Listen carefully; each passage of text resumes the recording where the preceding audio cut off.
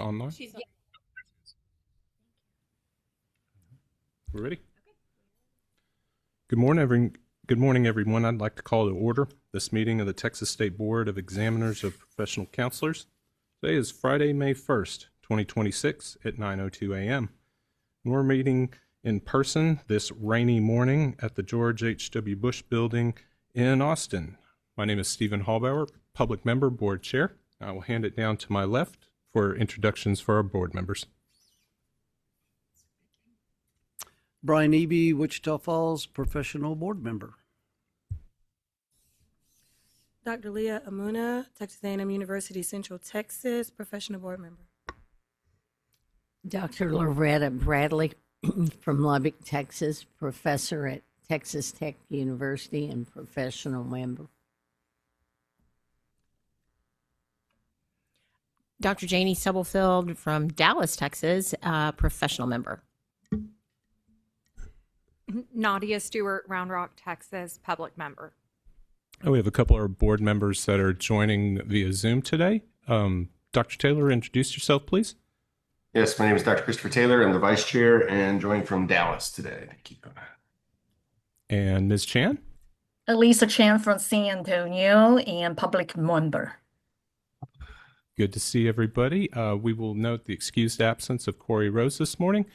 That concludes staff introductions, and that will verify we have quorum requirements. Christina, will you introduce staff members, please? Sure. So Christina DeLuna, Board Administrator for the LPC Board. We have McGregor Monk, who is handling our IT. Brenda Skiff, who is online, our Staff Services Officer. Patrick Hyde, our General Counsel. Robert Romig, the Deputy Executive Director. And possibly we'll have Daryl Spinks, the Executive Director, a little later.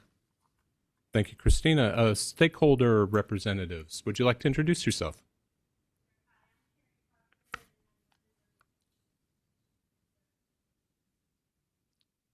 Good morning. Thank you. That's it for our stakeholders in attendance. We will go ahead and move forward to item number 2, welcome and announcements. No changes to the agenda order this morning. Would say that a lot of our discussion today is going to be on our proposed rules that are towards the end of the meeting. At this point, I did just want to say that any comment about those proposed rules should be made during general public comment, which we'll move to next. I did not split those out at this time, but so I am instructing everybody we're about to move into public comment. And if you have comment regarding the proposed rules, please make those comments at that time. Okay. Any other announcements or changes? No, there were no online submissions for written public comment for today. Just a reminder, if when you do provide your public comment, to introduce yourself, and if you're representing an association or just yourself. And those, it looks like we don't have any phone calls, but *6 if I do get one. And so those that are online, go ahead. Yeah. Sorry. If there's no, let's go with, if there's no other welcome notes or announcements, let's move into public comment. All right. For those that are online, please use the raise hand feature if you would like to provide public comment. Let's give her the first chance. I'm sorry. Would you like to make public comment? Please come forward. Sorry about that.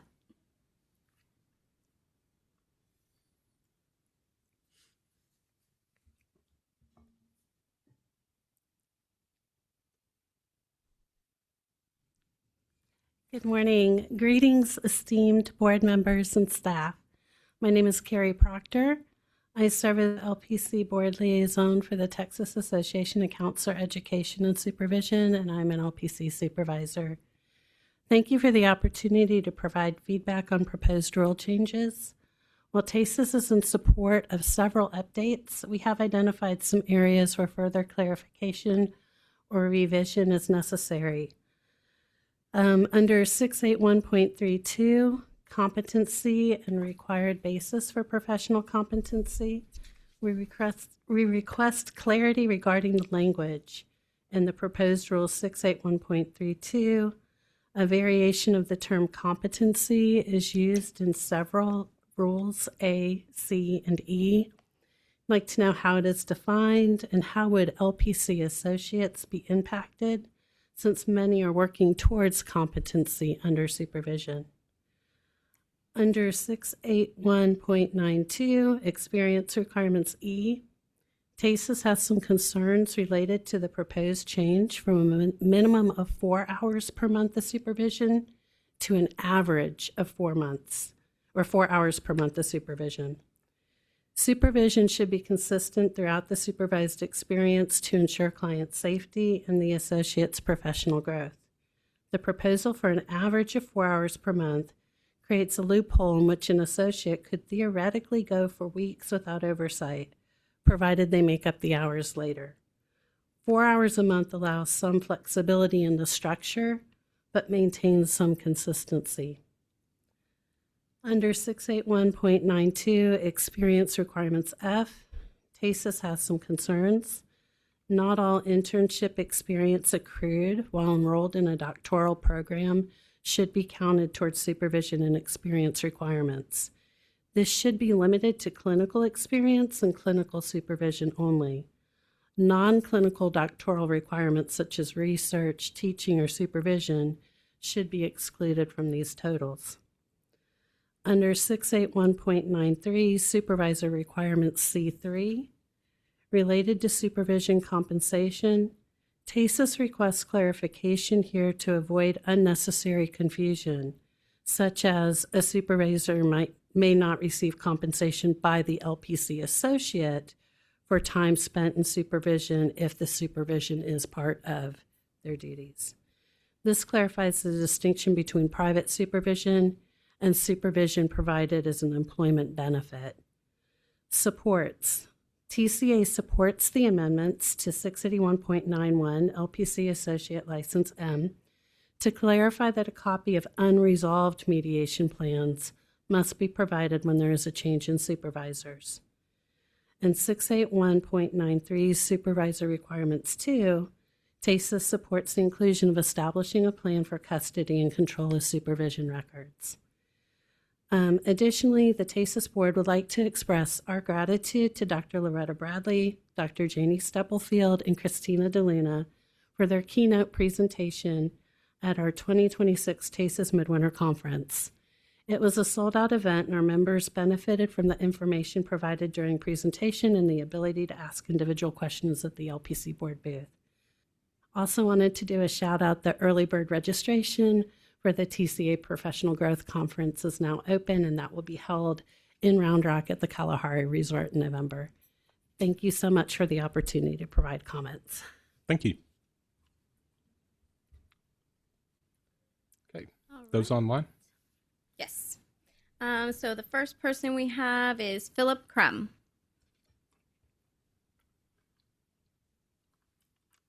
Good morning. I'm Philip Crum, or Joe Citizen, co-founder of AMP.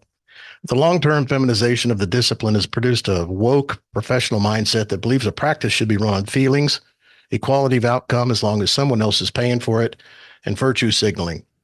Underlying it all is a groupthink terminal empathy. Debate of ideas is viewed as hostility, a differing opinion is viewed as intolerance, and intolerance is an existential threat. And if they don't agree with the law, they simply ignore it.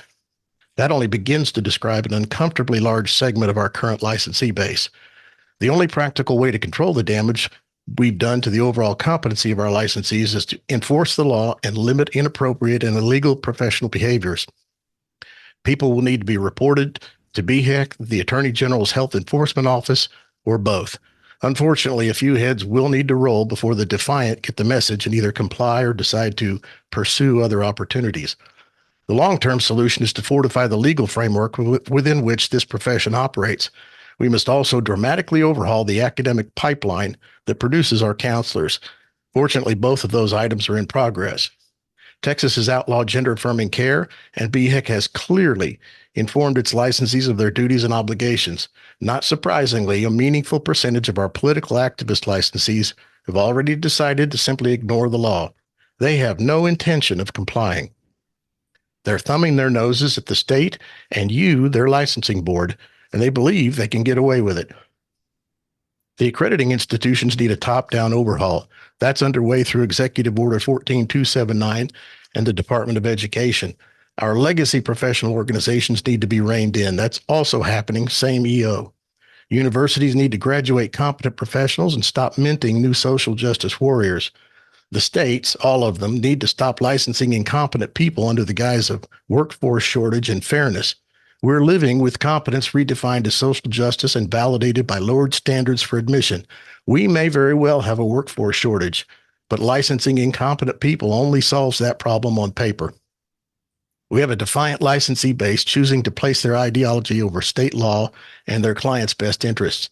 We have a cadre of rogue professional organizations refusing to honor the law, continuing to promote gender-affirming care and political activism in the workplace through their codes of ethics.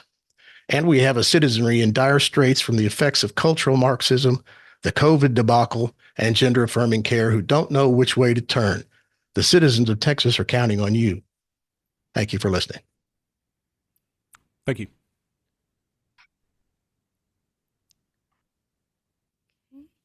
Next person we have is Candace Holloway. Hello, can you hear me? Yes. Yes. Awesome. Hi, my name is Candace Holloway. I am representing myself. I am an LPC supervisor, and I want to thank you for giving me the opportunity to speak. I have two questions. One is about a potential update to the renewal, like questions on the renewal license form online. So I've become aware that there is a question. It's on the renewal for licensed professional counselor information. It's SB 29 section C, C1 124, like 1TO4. And it says select county of birth, and then are you of Hispanic origin, and then select race and select high school location county. I just wanted clarification if this is a new question or if this has been here the whole time. That's my first question. This is Robert Romig, Deputy Director. I have no idea what you're talking about. Great. Unfortunately, yeah, I do not.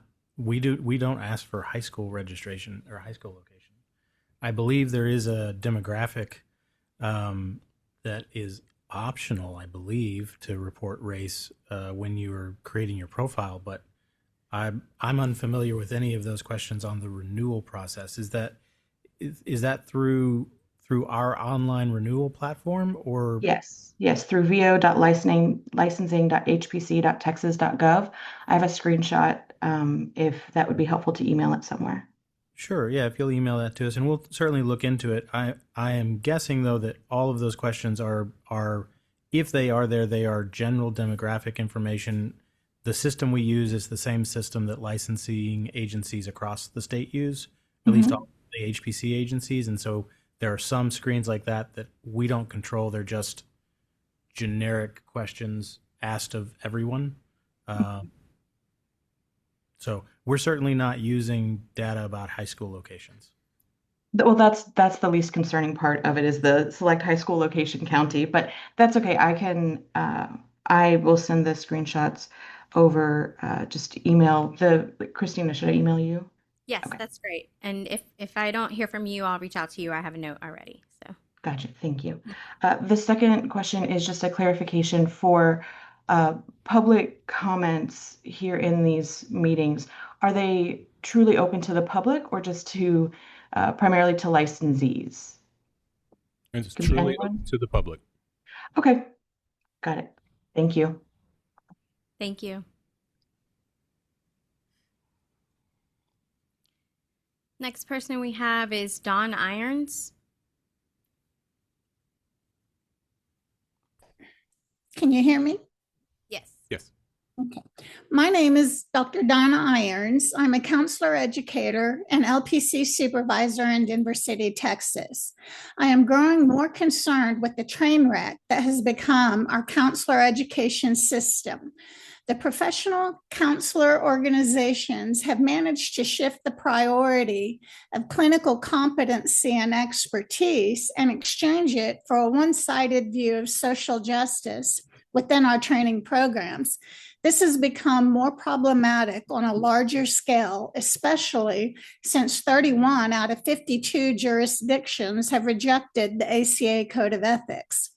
Thankfully, Texas is among the states that do not align with the ACA Code in any way. As a supervisor, it is becoming increasingly more difficult to take on new associates who have come through these training programs with a focus on social activism and not clinical skill.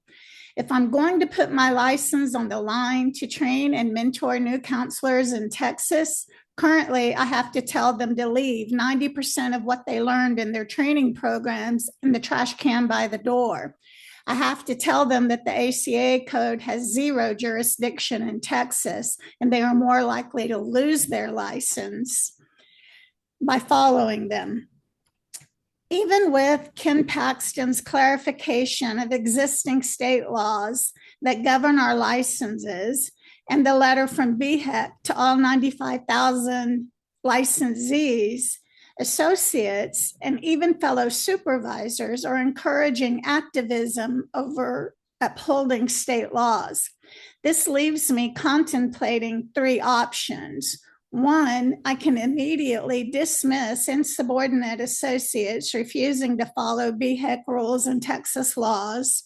Two, I cannot sign off on the hours that have been done outside of the scope of the Texas laws and BHEC rules.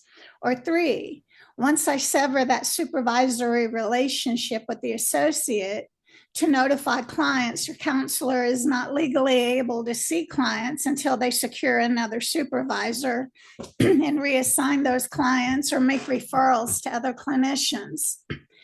The new ACA proposed codes considers these actions as oppressive, retaliatory, and unethical. Can the board speak to these concerns that many of the supervisors in the field have right now?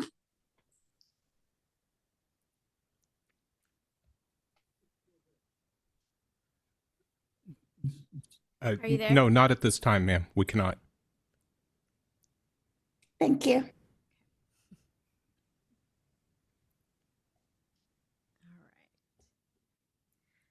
The next one we have, the name on it is Zoom user. Yes, this is Kathleen Mills, Christina. I'm so sorry. That's okay. I didn't know that was the thing. Okay, my name is Kathleen Mills. I'm a licensed professional counselor supervisor and co-founder of AMP. The legacy professional organizations are publicly encouraging their members to ignore state law and Ken Paxton's opinion. A formal coalition of professional organizations is openly encouraging their members to break the law and risk the loss of their license. The ACA and their state chapter are doing so on their websites and through their proposed 2026 Code of Ethics. If you're a professional member of any BHEC board and you belong to ACA, then you are, by association, supporting their illegal directives, playing host to what should be for you a very uncomfortable conflict of interest. You are required to obey state law, but your professional organization is asking you through your membership to ignore and break those same laws. While it's not illegal to be a board member and belong to a professional organization, I want you to call on each and every one of you who find yourself in this situation to publicly resign your membership and call them out on their hypocrisy and criminal activities. If you're a public member of any board, you have admittedly an uncomfortable duty, but that's why you're here, to call out your professional member colleagues on this point, and I urge you to do it today. Every licensee applicant signs a document that clearly states two things: that the applicant has read and understands the rule book, which they have not, that they agree to abide by all of the laws of the state of Texas under the threat of penalty, including potential loss of their license. ACA has effectively brainwashed entire generations of grad students to believe that their code takes precedent over state law. It does not. An entitled segment of licensees are right now thumbing their noses at you and the state. We need to start aggressively enforcing the agreement they signed. 2 weeks ago, I attended a webinar that offered to teach me how to write notes in my EHR to get around state law and Paxton's opinion and GAC to avoid trouble with BHEC.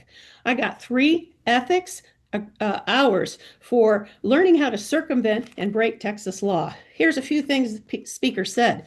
SB 14 pertains to hormone and puberty blockers, surgeries by medical personnel, and it does not apply to mental health professionals. And Paxton clearly states otherwise. And it doesn't affect mental health professionals. She also claimed that the BHEC letter to all 95,000 licensees was non-binding, just guidance. Then she had a social worker board member say SB only does not apply to mental health, so BHECs won't be doing anything about it. I'd like to see the BHEC Council include the appropriate direct references to SBs 12 and 14 as they have been codified, referenced in all 4 rulebooks, along with the relevant line items listed in the penalty matrix, including the loss of license. We are talking about protecting minors from all facets of GAC, including and especially the concept and elements of facilitation by mental health professionals, which they are choosing to ignore. Clinical members and legacy associations will not stop until our laws are strictly enforced, and we should all be on board for that. Thank you, Ms. Mills. Thank you. See, the next person we have is Kip Rogers.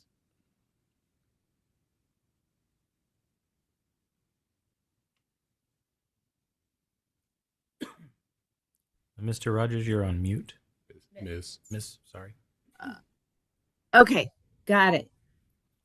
All right, thank you. I'm an LPC supervisor. I have an overall question, sub-questions within my statement, all meant for consideration. My question is, how is competency measured when someone receives or obtains their Texas license and gets that official stamp of approval? It would appear getting a degree and passing a test are not sufficient. Our universities seem more interested in churning out therapy activists who affirm, coddle, normalize abnormal, rather than clinicians who heal, train, and equip.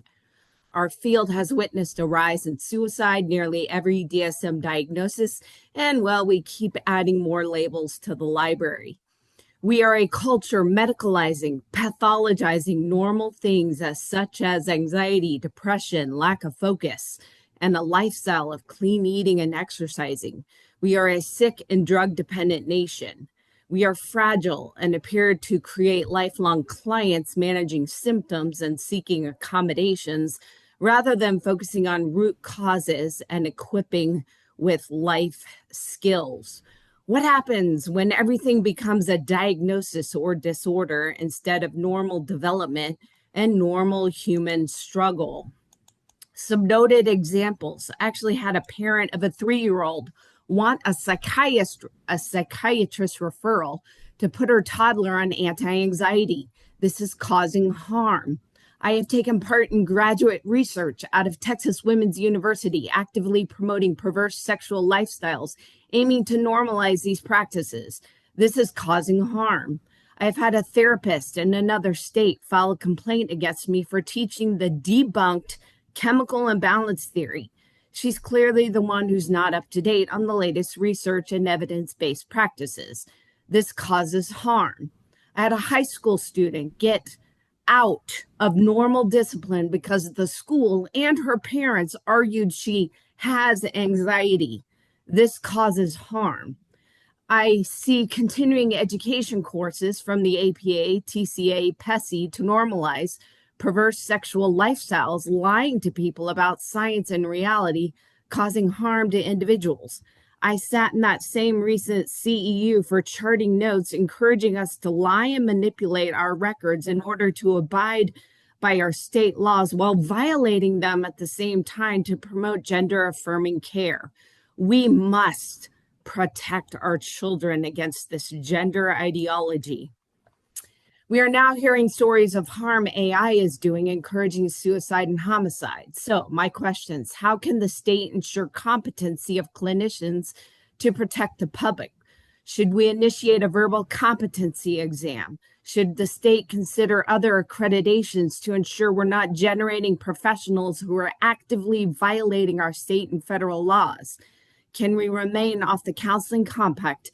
How do we protect the public and do no harm? Thank you for your consideration. Thank you, Ms. Rogers. All right, that is all of our public comment. Thank you, everybody. We'll go ahead and move forward. Item number 4. Sorry, Mr. Chair. Oh, just to follow up, because it was brought up by Ms. Holloway, we were able to look while there were other comments. On that renewal screen, every time you see that SB 29 screen, that's Senate Bill 29 that was passed by the 80th legislature many years ago, and it sets out a minimum required data set that all health licensing agencies must collect. And so those are statutory questions. We're not specifically using them, but we are required to ask those. Okay. Thank you for the clarification. Now, moving forward, item number 4 are informational items. I will combine A and B, the board chair report and the report on BHEC. First of all, we'll make a note that our new ISC structure, where we're having all board members participate, is underway. From what I could tell, the initial ask of the board members were quickly filled. Thank the board volunteers who did so. Any board members who haven't participated in ISC are going to have opportunities in the future. Regarding BHEC, a few items here that I wanted to make note of. First of all, CE broker is now required for reporting hours. Robert, do you have an idea on the percentage of our licensees who have completed the registration with CE broker? A ballpark, maybe? Ballpark, I would say we're hopefully hitting 50%. I'm guessing it's more in the 45% realm. Okay. But we're waiting on updated numbers from CE broker. The feedback I've heard is that there are frequent questions regarding CE broker, and I would want to say during a public meeting, if you're just deadlocked and you cannot get it to work, we need to use our contact us form, and for renewals, send an email to the renewals team. But I would say before you get frustrated, we have a step-by-step how-to guide on our website that shows you exactly how to upload your CE. Okay. Just follow that guide and you'll be good. Okay. Robert, one of the things I would mention, because I just did my renewal last week with CE broker, and it was not a kind experience. It took a lot of like, wait, what? And then every time I had to navigate to where I needed to go, there was a sales pitch. I genuinely felt like multiple steps that I had to buy the premium package in order to submit. I really felt like it was very salesy. So I just want to kind of put that on the record. I don't know if we want to talk about that at the next council meeting, but I know how these programs operate and everything. It felt very salesy to me. And so I don't want any of our licensees to accidentally feel like they can't complete their renewal without subscribing to the $100 annual package. So I just want to put that on the record. Absolutely. No, and very much for everybody's, we'll say it again, you do not have to pay for a subscription. We are not requiring you to do that. See, we say that, but when you go on the website, sure, it really feels like you have to. It's constant, in your face. Premium, this feature isn't included in your package. It's constant. It was constant. Every CE I was trying to update, it was constant. So I'm sure it's a great tool, and I'm sure some people are going to subscribe to it and they're going to love it. I know that more people are going to interact with that portal than are going to watch this meeting. And I don't want our licensees, especially ones that are working in lower SES communities and ones that are doing like the really great work at Metro Care and those things, who don't have great salaries. Like, I don't want them feeling like, oh, now I have to buy this $100 program. And it really does feel that way. So I don't know if we could talk to CE broker about like pulling back on their aggressive marketing or what, but I don't want our licensees feeling like they have to buy this.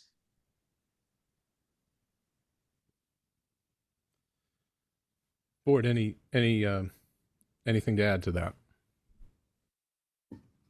Okay. I imagine that's going to be, we're going to get we've been getting updates regarding CE broker at every BHEC meeting, so we'll get another one at our next meeting. Okay, next, this is something that caught my attention. We did have some initial discussion regarding implementing a standardized annual rulemaking window. And it got my attention because I've been very cognizant of criticisms of the LPC board that we sort of haphazardly made rule changes, and it was there were too many of them. They were coming too often, and we took that to heart. We paid attention to that criticism, and at the BHEC level, there's some initial discussion about getting on a set schedule every year. Rule proposals would occur at the BHEC June meeting, and then adoptions would be completed at the October meeting. That would be a set schedule for rule changes, and that would defer down to all the member boards. Okay? To be honest with y'all, I'm okay with a 2-year rule schedule where we are aligned with what the legislature does. The initial reception to that was that's probably too long, and that's fine. But personally, I thought we could align with the changes that we have to make, the thou must rules that come out of the Capitol. We could align that with our changes and do it every 2 years. Sounds like probably a 1-year schedule would work better. But I did want everybody to know, and I wanted y'all's thoughts on it. Do we like this idea? A standardized schedule. We just kind of the continuation of the efficiency implementation at BHEC now trickled down to how when rules get proposed, when rules get discussed, when rules are adopted. And so everybody knows. And so every 95,000 licensees know, okay, at this meeting, that's when they will discuss the final rule proposals before they get adopted. And we get everybody sort of all in alignment. Does sound good? I mean, honestly, it sounds good to me. That goes back to the feedback we heard, but Rules Committee was just always doing stuff and it was hard to keep track of. Well, this is part of getting everything in alignment. I think it's a good idea. I believe Dr. Taylor's on board with it. And we're discussing it at the BHEC level. If there's anything, if you want me to express support, if you want to make some, if you have some observations that you want me to take to the BHEC board, I'm happy to do it. So, thoughts? Yes, Mr. Chair, I do agree with this a lot. I think it's a great plan. Okay. I also feel like this is a really good plan so that we can start to streamline things and have some clarity from the board, but also in communicating to all the members. I would say, Stephen, I think our goal should be to get to a place where we're only changing rules every 2 years maximum. As a legal licensee, I wouldn't like it if rules were changing every year. That seems outrageous. I know that there are times where rules need to change, where maybe you need to get to a point where things are set before you can start implementing a 2-year rule change. But I think our goal should be to get to a place where we're only changing rules every 2 years. It's difficult to manage rule changes every single year when your license is on the line. Okay. I would certainly agree with the 2-year process. It doesn't hurt to wait for the legislature to do what they're going to do because we follow them anyway. And if they're above us, why don't we just wait for the 2 years and see what they say? And we have a year to the non-session year. You can not knee-jerk a rule change, but think it through and talk about it and talk to the staff and see what they think and get some more guidance. But 2 years seems like a minimum to me. It just in the initial after BHEC, I had some discussion with the three of all the guys in the ties down there, and we kind of were sort of honing in on a compromise position to where we will approach any rule change with a presumption that this can probably wait for the 2-year change. Okay, but if the change can overcome the presumption that it really needs to wait till 2 years, then it would fall into that annual window. So we'll probably line up where we will have an annual window, but they'll only kind of have like the more important, more urgent items and less of them. And then we will have the 2-year window aligned with what comes out of the legislature, and that will be the bulk of the changes. Okay. And then that even aligns with the quadrennial rule review. So we'll have annual, which is kind of like important stuff that really couldn't wait. 2 years, which is standard. Another 1 year later, the annual review, again, more urgent stuff. And then the 4-year, which will be the big one, the quadrennial rule review and the legislature. Everything is all lined up there. That's kind of my idea. But again, I wanted to hear what the board thought. That's sort of a compromise position. We do keep the annual structure, but again, a presumption that a proposed rule change can wait until the 2-year bulk change time period. My question would be, is it best practices or is it a mandate? So if we do the 2-year or 1 year, is it a pandemic happens and we are not allowed to make a rule change, or is it this is our operating practices, but in the event of emergency or a crisis, we still have that leeway and freedom to do. Yeah. So then we always have emergency authority. Yeah. Stephen, if the House and the Senate have to wait 2 years to present a bill, I think I can wait 2 years to change a rule. So I mean, they're the elected officials at the top of the heap, and I'd rather wait than do something and then have to go back and change it and all that mess. I honestly, and staff, y'all chime in on this. My preference really is sort of, okay, we will have an annual review, but there will be that, like, let's assume that this can wait for the 2-year period and include it with the majority of the changes. I don't know what the other member boards are thinking. This is only from what was initially offered at the BHEC level. It caught my attention. I think it's a good idea. So I'll jump in real quick and say I do like an annual review because it doesn't mean we have to make a change. It's just that we're reviewing what we have before that 2-year change comes. Yeah. Mr. Chair, one thing, like when we kind of came up with the idea, the goal was kind of twofold. One, to slow the pace of the changing landscape beneath licensees' feet. You know, as we said, in all of our surveys, folks have complained about the pace of rulemaking. It's hard to keep up. But it also helps us at the staff level because tracking the various proposed changes at our level for 4 boards and the council is very, very time consuming and difficult. So that's kind of where we came up with the idea of let's create a rulemaking window. One thing that I think it's fine if the board wants to develop the 1 and 2 approach, 1 year for emergency or big ticket items, and then the 2 years for the legislative changes. It's fine. One thing I think it's important for everybody to keep in mind is you don't want to just marry yourself to that in policy or something. You never know what's going to come out of the legislature, and you might have a very large rule change package that is required after a legislative session, and you don't then want to also have to be stacking up, in addition to that, any in-house rule changes that you guys want or need to make. Yeah.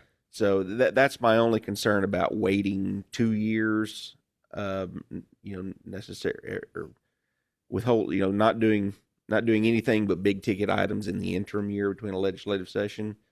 That's why at the BHEC level, we went with just every year we're going to have this rulemaking window. Boards, you guys can develop rules as you see fit. We weren't restricting you guys at the council level. We were like, you guys keep rocking along, develop whatever you want. But we would prefer that you only send us stuff for proposal at the June meeting, and then it will be considered for adoption in the October meeting. And that kind of keeps things spread out. That way we don't jam everything up in a legislative year, because you guys come to us and say, okay, we got this big package we want to change. It's all internal stuff. Well, now the 3 engines that develop a lot of this, we're also tied up now monitoring what's going on at the legislature and dealing with that. And so it really starts pulling at us in multiple directions. So yeah, if any of that makes sense, that's just one thing to keep in mind. But thank you, Daryl. what I'm going to go back to, and Dr. Taylor's going to join me when we go back to BHEC. We're going to kind of relay these thoughts that the LPC board, is in general support of a standardized window. And I'll bring up kind of things that we've discussed today, but ultimately, I suspect we will kind of follow suit with what the BHEC level decides to do. Okay. Do BHEC board, the LPC board, the psychologists, do they all have to do the same thing? We BHEC can't control your rulemaking efforts, so you guys are free to develop or not develop rules on within your little context at your own schedule. That's y'all's business. That's not the council's business. So the MFT board might do something different. Now I am hoping and praying that everybody does the same thing, because then it turns into something that's even worse than what we have now. If I got 4 different things going on, but so there might be some wailing and gnashing of the teeth at the council level if we get 4 different methods, and we have to. I don't think we will, but Mr. Eby, that's a great question. I would say generally, Dr. Taylor and I take the position that we play nice with BHEC, and we play nice with staff. We're looking for ways to create efficiency, and we're looking for ways to create simplicity and clarity. And we don't want to just be stubborn and then end up doing the opposite of what we really intended. Yeah. So we play nice with BHEC. We will give them our thoughts, our opinions on stuff, but we like to have a good relationship with the high table. Window is better than getting married to something and have the legislature have it die in committee.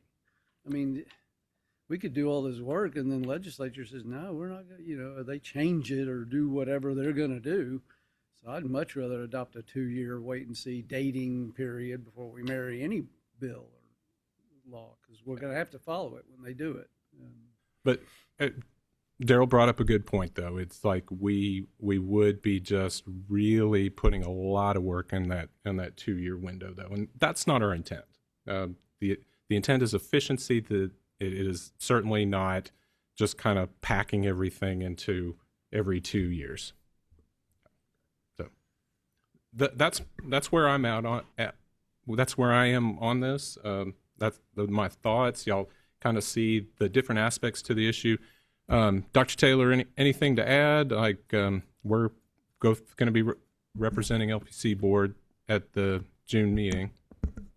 No, Mr. Chair, I agree with everything that we're saying here. It is definitely we passed over the last couple of years. It's been a lot, and we have gotten a lot of feedback. And a lot of stuff we've done has been really, really great, and it's come out of the creation of BHEC and our rules review and the sunset review and all that. And I think there's been a lot of really great positive change. But I mean, if you've had a license for 10 years, the rule book is totally different now.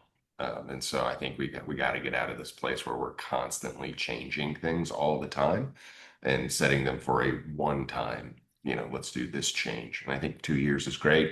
If we need to have a check-in every 1 year, that's fine. But I mean, I agree. Why do we need to change rules every meeting? Yeah.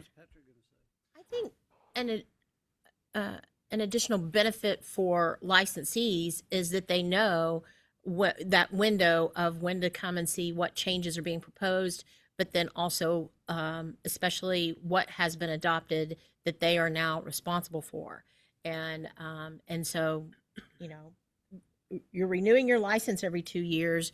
If you know that once a year rules are going to come into place, then you want to make sure that once a year you're kind of reviewing that. And I think that gives a lot of structure for licensees to also be able to say, okay, let me keep myself, like I'm doing my day-to-day clinical practice, but then annually I want to come in and check on things through the board.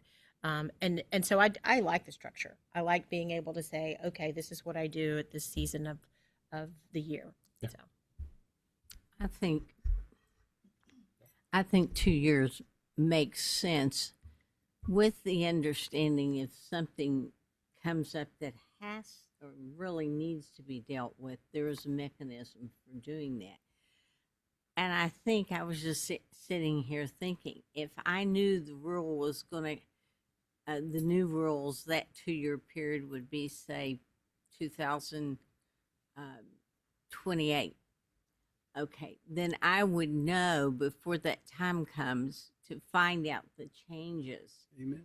And make sure that I'm in line with those changes. I'm aware of them. Hopefully, I wouldn't have to wait for 2 years, but at the same time, having some set schedule, I think that just eases people's minds in terms of knowing what they need to do.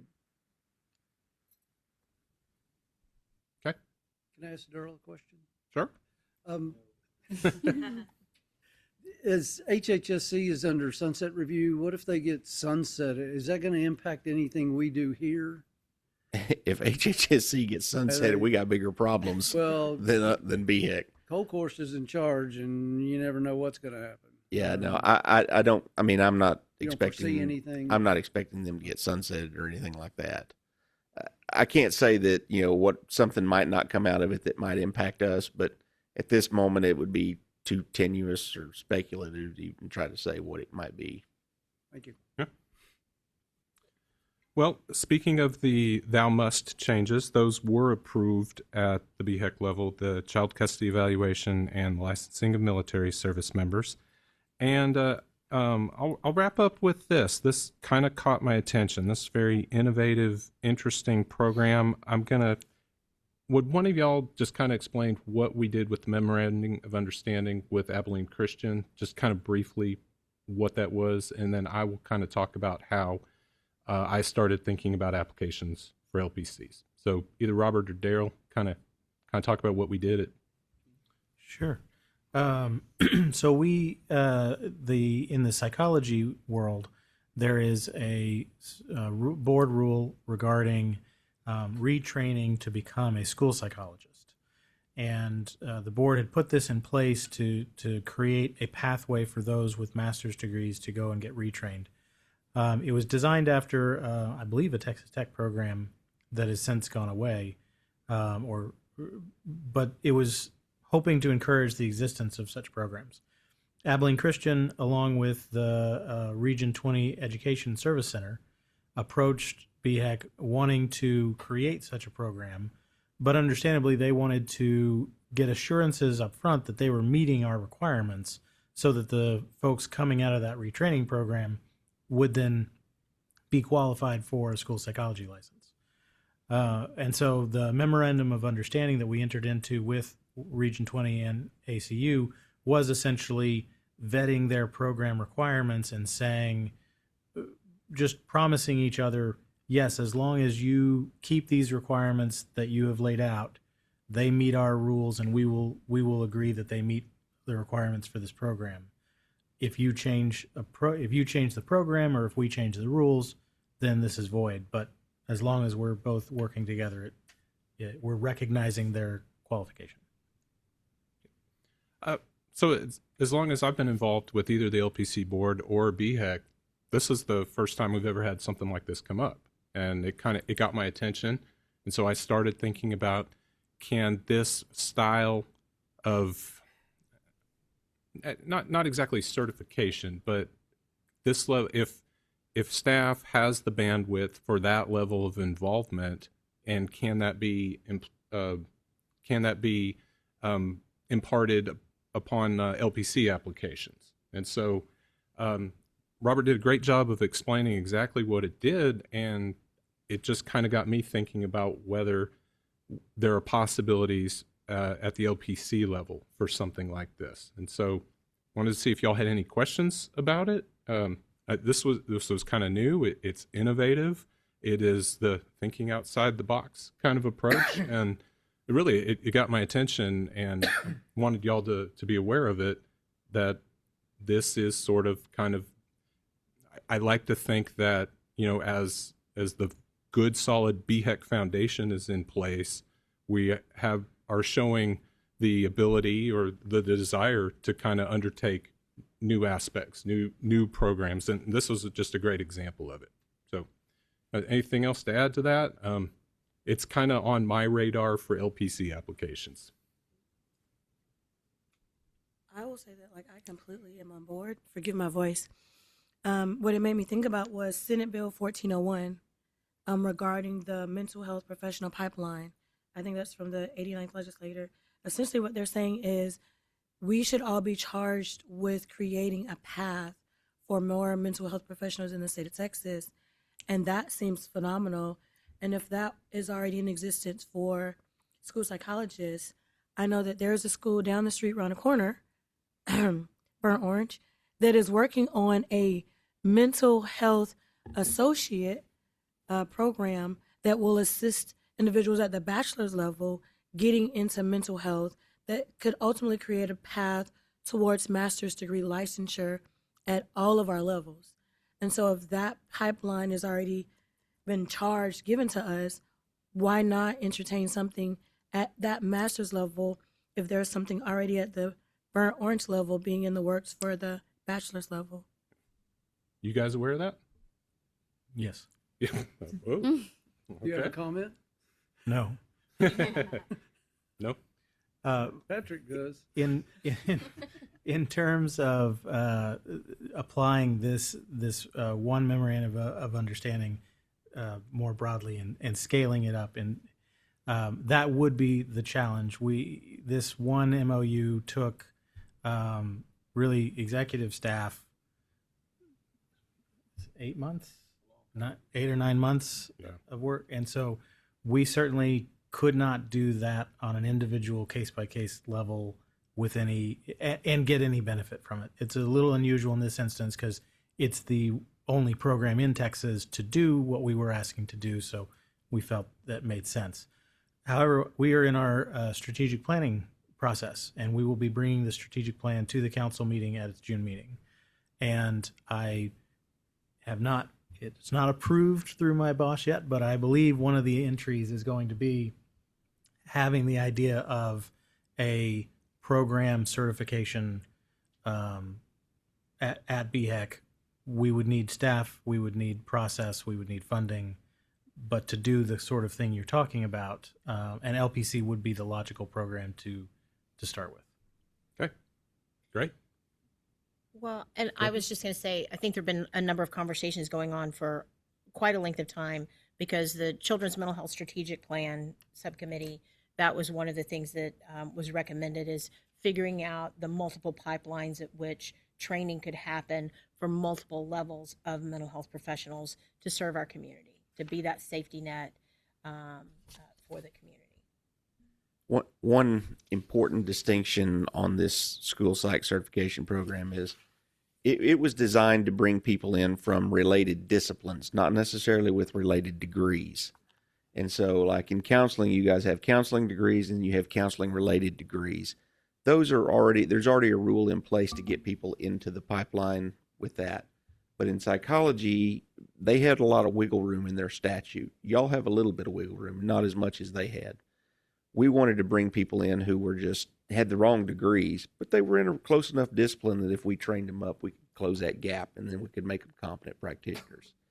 So what you're talking about here is really what we've been eyeballing for y'all is more of what Robert just described, and that is a way to fast track recognition of training of counseling or counseling related degree programs. Not so much bring people from related disciplines with the wrong degree.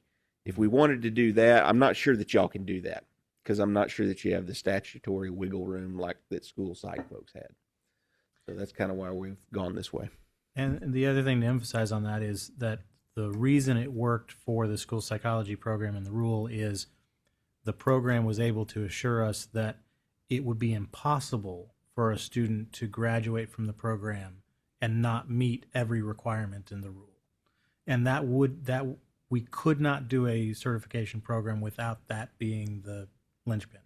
Because otherwise we have to look at every person's individual transcript to see, did they actually get all the electives that we want them to get? And so that will be a bit of a limiter, and we'll have to see if universities are interested in a certification where they can promise it is impossible for one of our students to get a master's degree in this field without getting every qualification you've set. That we would need the universities to be on board with that. Good. Talk to me in 2 years. Okay. That wraps up my board chair report. Sorry, that's a record long one. We'll move on to the board administrator report. Christina? All right, so I do have a couple things. First, I just wanted to apologize to everyone who has been trying to use the online licensing search system. We have continued to have some problems with it. Once we get it up working and we get it back out there, it's down again. So bear with us. And just so everyone knows, our IT coordinator was able to put a searchable Excel document on format on the website as a temporary alternative. So I know it doesn't give all the same information, but there is a little bit of information there at this point. So again, thank you for your patience, and we apologize for that. And just as of right now, it's up. As of right now, it's up is what I hear. So everybody keep their fingers crossed that it stays that way. A reminder that there is a planned system outage on April 30th to May 1st. It's that midnight time frame. So it's for scheduled maintenance. So those of you that need to renew your license, do not wait till the last minute. Uh-oh. And as with IT things, that's been updated too. Oh. So now that's May 7th. Okay, now it's May 7th. But still, yeah, if you need to renew, don't wait till the last minute because you never know when the systems will be down. Notifications have been sent out by email blast and then also on our web pages. So thank you for that. Thank you, Robert, for updates. License certificates. So as of April 20th, licensees will be notified or were notified by email that their licenses are ready to print. So you'll receive an email now where you can go and print your license. You'll go through the login. You'll log into your online licensing account.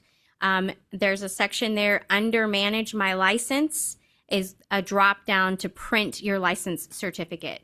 There is a how-to guide that'll show you detailed instructions on how to do that. So if you have any problems, please make sure you look at that how-to user guide. Related to upgrade applications, which I know I'm on repeat about this, but it's still issues that we're seeing.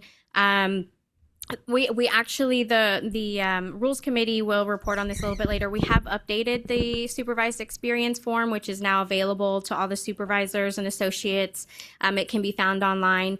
The big problem that we were seeing was related to adding the hours. So this is a legal document, and if we have information that's not correct, we can't just accept it. So we were having to get a lot of things corrected. So just a reminder to supervisors and associates, the supervised experience form is required 30 days after completing your supervision or the supervision ends. It doesn't matter if you're supervisor 1, 2, 3, 4. It needs to be within 30 days of ending with that associate. Let's see.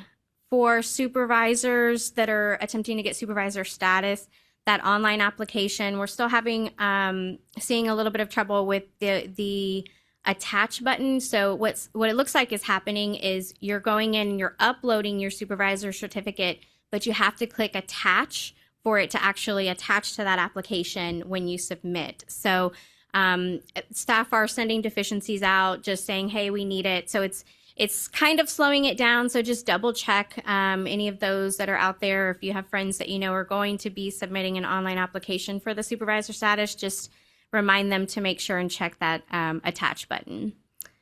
Staff are currently processing applications received April 13th. So they're continuously just staying on top of things. I've had at the conference that we went to I think it was last month, right? I had someone come in and they said they had their application approved next day. So if everything is there when staff are working that application, it will get processed. It will get approved that day. So that's the key is making sure everything's there. For the initial applications, the biggest thing we're still seeing is individuals. So again, we cannot give the fingerprint instructions until someone becomes an applicant with us. So after they submit that application, they'll receive the fingerprint instructions. That is where it gets missed a lot. They're not going back to their email to find those instructions to get the fingerprinting completed.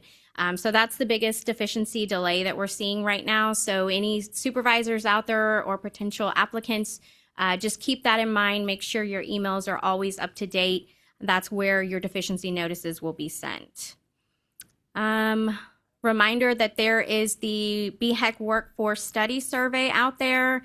It's really good feedback for all of us, so please make sure and go and do that. National exam update. The NBCC has their Spanish NCE exam available, so today the board will be looking at accepting that as an approved exam here in Texas. And let's see, counseling compact update. So as everyone should know, Texas cannot join unless it's passed by the state legislator. So next session begins January of 2027. The board members are prohibited from lobbying, but licensees and associations can reach out to your local representatives to share your position. So please make sure and do that. I know we do receive a lot of emails on this topic, so we appreciate hearing, your side, but there's nothing that the board members or staff can do related to joining the compact. Right now, there are 39 states who have enacted legislation, and let's see. So we have Arizona, Minnesota, Ohio, Louisiana, and don't have the other one. That might be all of them. Sorry about that. And then to sign up for Counseling Compact updates or to go see what's going on for the Counseling Compact, you can just go to Google and type in Counseling Compact, or it's counselingcompact.gov.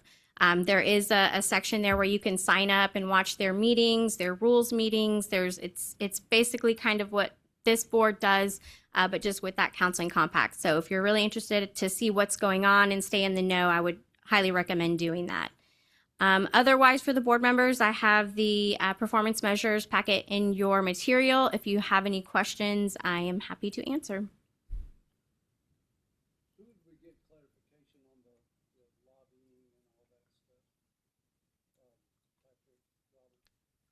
Yes, you're welcome to email Daryl or Patrick or I, and we'd be happy to talk through the situation. Board questions for Christina? Thank you all for what you do. Thank you for everything. Absolutely. Thank you. We'll move on to committee reports. Number one is application and supervision issues. That's Dr. Bradley's report.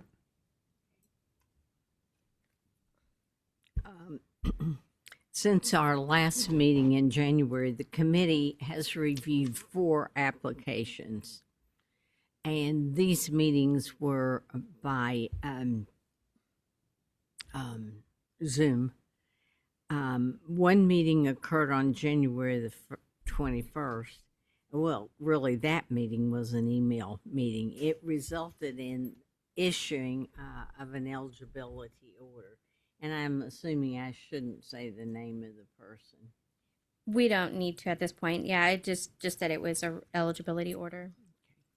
February the 3rd, we had an email meeting, and that resulted in denial of a request. And I believe, looking at the agenda and reading the materials, this will be heard later today.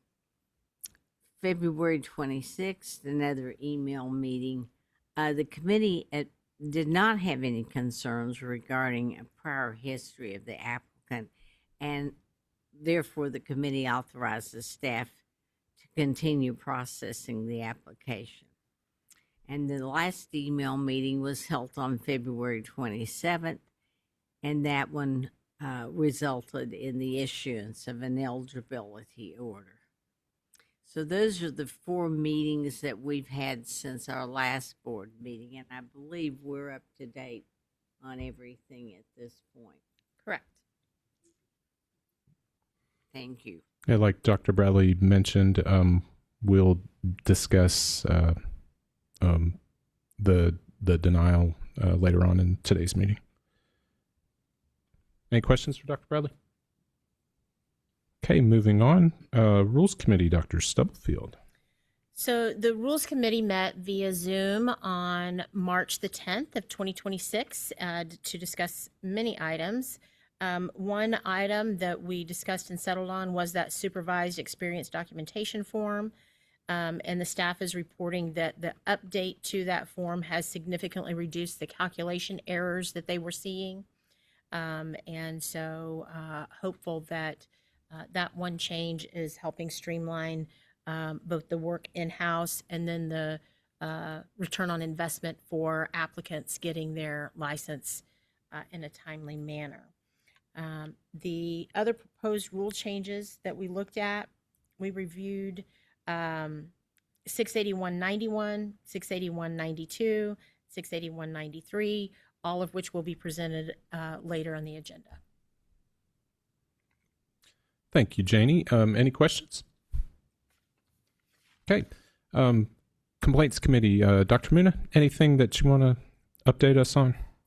No updates, just that we will meet on May 14th. And just to kind of remind everyone that the Complaints Committee has evolved more so into reviewing complaint-related activities and not direct complaints, and that we're also focused on looking at trends and forecasting so that we could be better for our constituents.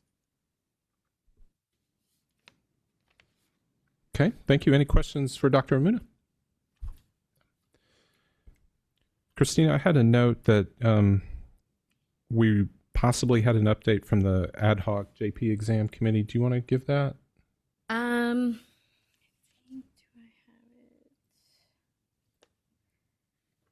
I know that we did get some questions updated that were related to a law change that has been completed. They did meet and they reviewed 3 areas, I believe, 3 questions, and agreed to accept all of them. And those just related to clarification type things. I know we did have a couple, and I'm going to kind of jump into 6 just a little bit, but we did have some feedback about specifically telehealth. They're asking if we can have some more questions about telehealth, record management, possibly AI, and different types of scenarios for those in small town or rural ethical type areas. So we'll kind of look into those a little bit more, but they did complete that during this time. So yes, thank you for reminding me. Daryl, is the council's AI up and running now? Can we just have the AI write the exam about questions about AI? I wish.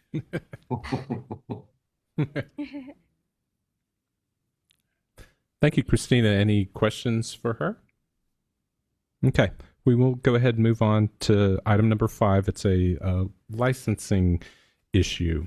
Christina and Robert, I'm going to hand this off to you guys to kind of check and see if our applicant is available. Yes, I believe she is here. So I'll just start off with a little bit of background on the information. So the reason staff denied the application for full licensure was based on the supervised experience hours. They were obtained in Malaysia, but the hours were earned under a psychologist for a psychology license. So there is an avenue there to obtain an LPC, but this individual had a psychology license specifically and gained those hours under a psychologist. So staff are requesting your guidance on how to apply the 68192 rule. You know, it is another jurisdiction, but if someone, just to throw this out there, if a comparable situation within the U.S. jurisdiction, if an applicant pursued licensure as a psychologist in a state where an LPC licensure pathway was available, staff would not consider those supervised experience hours acceptable towards the LPC. So if someone coming from Oklahoma had a social work license there, they couldn't come to Texas and apply for an LPC and us accept all of those social work hours. So we are presenting this, and the professional board member on the committee initially, were denied the hours as well and wanted to present it here because this is the first time we've had this specific scenario. So, if I may, my initial thought was, has the applicant considered applying for a psychological associate license? I believe so, and I'll let Vivian. She is here. Yeah, She's here. Mm-hmm. We're going to give her 3 minutes. Yes. Okay. Any other questions for me before we let her? Any questions before we hear from the applicant? Okay. Let's go ahead. Vivian? Hello. Hi. Hi, good morning. And thank you for the opportunity to speak with you all today. My name is Vivian, and I'm here to respectfully request that my supervised experience in Malaysia to be considered towards LPC licensure in Texas. While my degree is in clinical psychology, the work I perform over the past 7 years closely align with the core functions of counseling practice. So the first 3 years of my career, I work in a non-profit organization with underprivileged children and refugees. So here I did a lot of groundwork. Other than seeing the client in the office, I work closely with the teachers, their parents, and the community to support the children holistically. Then I wanted to do more clinical work, so I transitioned to a university settings and work with young adults. So during those years, my responsibility included providing ongoing individual therapy, conducting assessment, developing treatment plan, managing crisis situation, and also delivering mental health program. I also have experience providing couple therapy. Importantly, my work was not limited to assessment. A significant portion of my role involved having therapeutic relationships with clients, where I provided interventions and supported their progress over time. I also received regular clinical supervision, where I discuss case conceptualization, treatment planning, and ethical consideration with my supervisor. In addition, I've taken steps to align with Texas requirements by completing additional coursework and passing the National Counselor examination. I understand that one of the concerns in my application is that my supervised hours were completed under a psychology framework and there was a counseling pathway available in Malaysia that I did not pursue. So I would like to provide some context regarding that. In Malaysia, counseling and clinical psychology are structured differently. Counselor in Malaysia, they do not receive training in diagnosis or psychopathology, and their scope of practice is more limited in that regard. So I chose clinical psychology in order to receive more comprehensive clinical training, including assessment and diagnosis, while still engaging in therapeutic work. I understand that the titles and the training models between clinical psychology and counseling may differ. However, I respectfully ask the board to consider the substance of my training and experience, especially the clinical competency and therapeutic work, which I believe align with the intent of LPC supervised practice. My goal is to continue to serve clients in Texas in a safe, ethical, and effective manner. And I truly appreciate your time and consideration in reviewing my application. Thank you. Okay, board members, any questions for the applicant? Dr. Bradley, go ahead. When I looked at your materials and when the committee that I chair looked at the materials, and the fact that you were licensed by a psychologist, we couldn't help but wonder, did you apply to the psychology board for licensure? Yes, I do. Am I allowed to ask, was it denied? I don't want Oh, to get sorry. privacy. Sorry. Do you mean in Texas? I mean, yes. Did Sorry. No, I did not. I did not apply for licensing. Then let's go backward. Where are you licensed and what are you licensed as? You're licensed in Malaysia as? I am licensed in Malaysia as a clinical psychologist. All right. Then I'm still, if we fast forward, when I look at your training, your experience, it appears to me that, and the fact that you were supervised by a psychologist, it appears I'm surprised you didn't apply for licensure here in Texas. Maybe you didn't formally apply, but did you talk with anyone about your eligibility? No.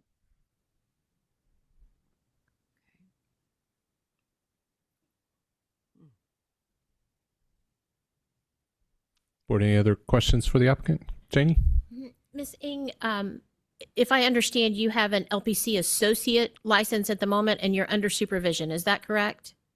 Yes, that's correct. Okay. And so how far along are you in accumulating hours in Texas under that LPC associate license? I haven't started yet because I just got my license like 2 weeks ago. Yeah. Okay. Yeah. I mean, it seems like all your clinical experience is with the psychology, and there's certainly an avenue to pursue the clinical psychology even here in Texas. But given the distinction with counseling, I think my opinion is the path you're on would be the path to continue. Okay. I would agree with Dr. Stubblefield only in the sense that a major part of the work that we do is that counselor identity, and supervision isn't just about the academics, because looking at your packet, your education is there, the work that you've done is there, so I will never take away from that. But I think there's something to be said about the counselor identity as a profession, and that is something that you would have to get from someone who's already a supervisor in the profession. Can I follow up on Dr. Bradley's line of questioning? I think ultimately the question we're looking at is why did she choose to apply for an LPC as opposed to a psychology license?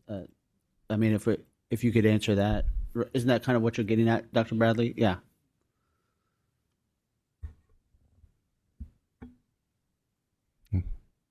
Applicant, this is a question for you.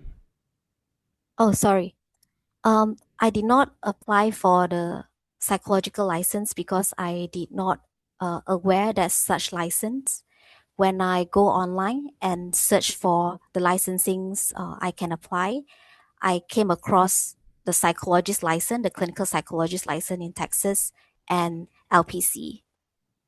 And to be a psychologist in Texas, I have to have a PhD, which I do not, but I do have a master's degree, so I qualified to apply for LPC.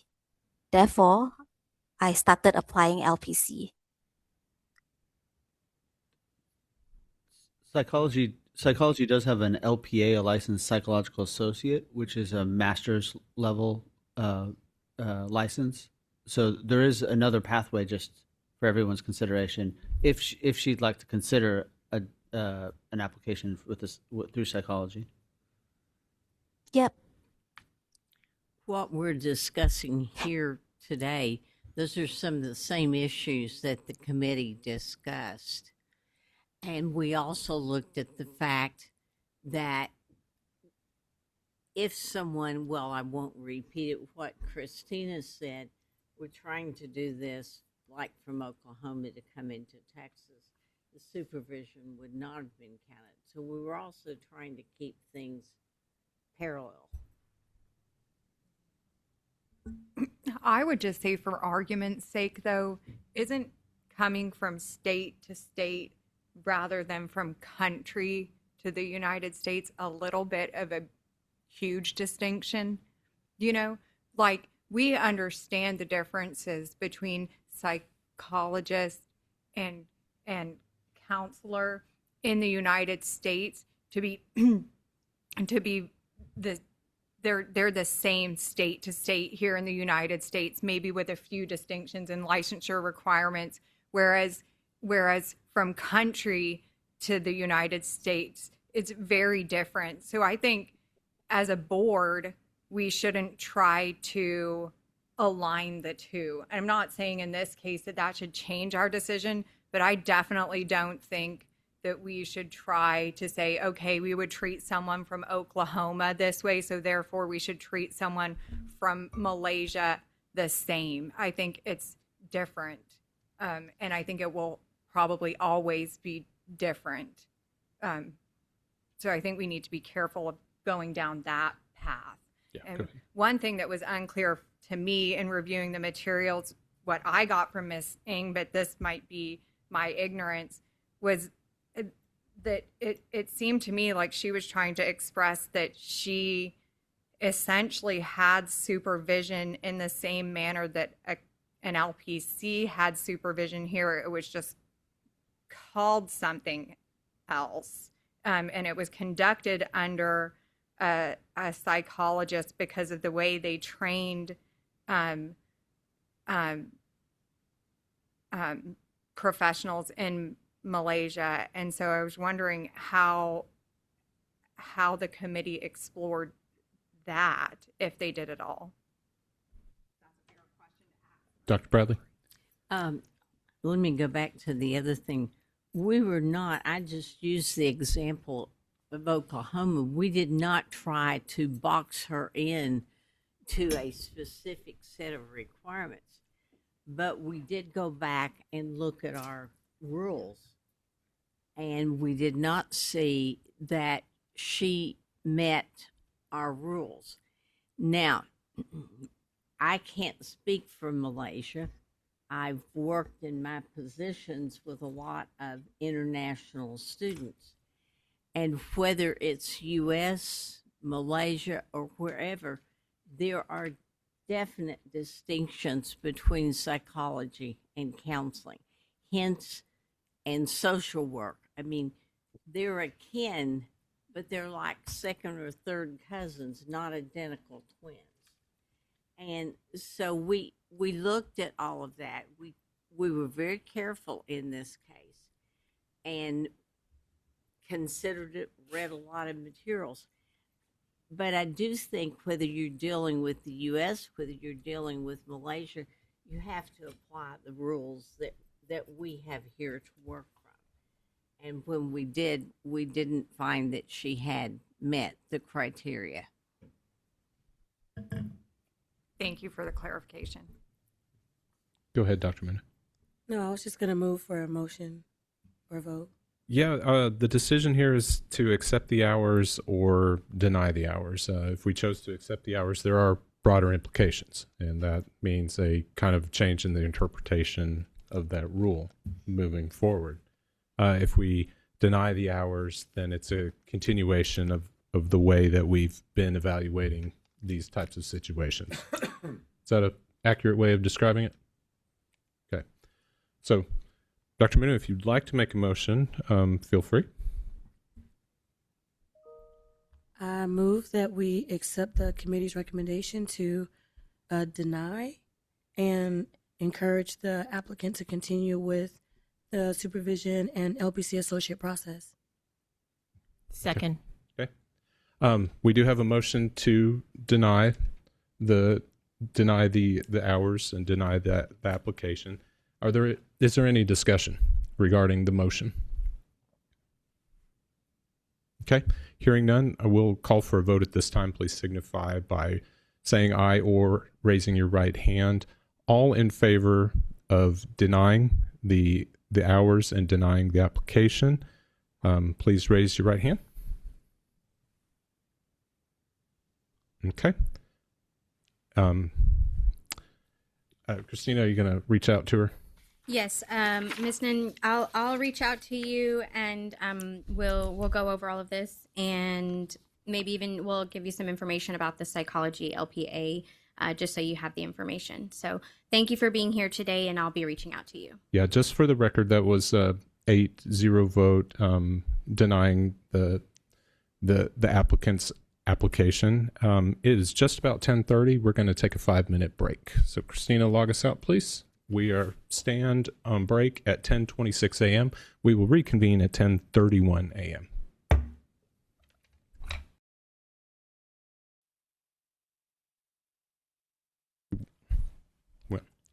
Welcome back, everyone. It is now 10:38 a.m., and this meeting of the Texas Board of Examiners of Professional Counselors is back in session. Item number 6, examination matters. Christina?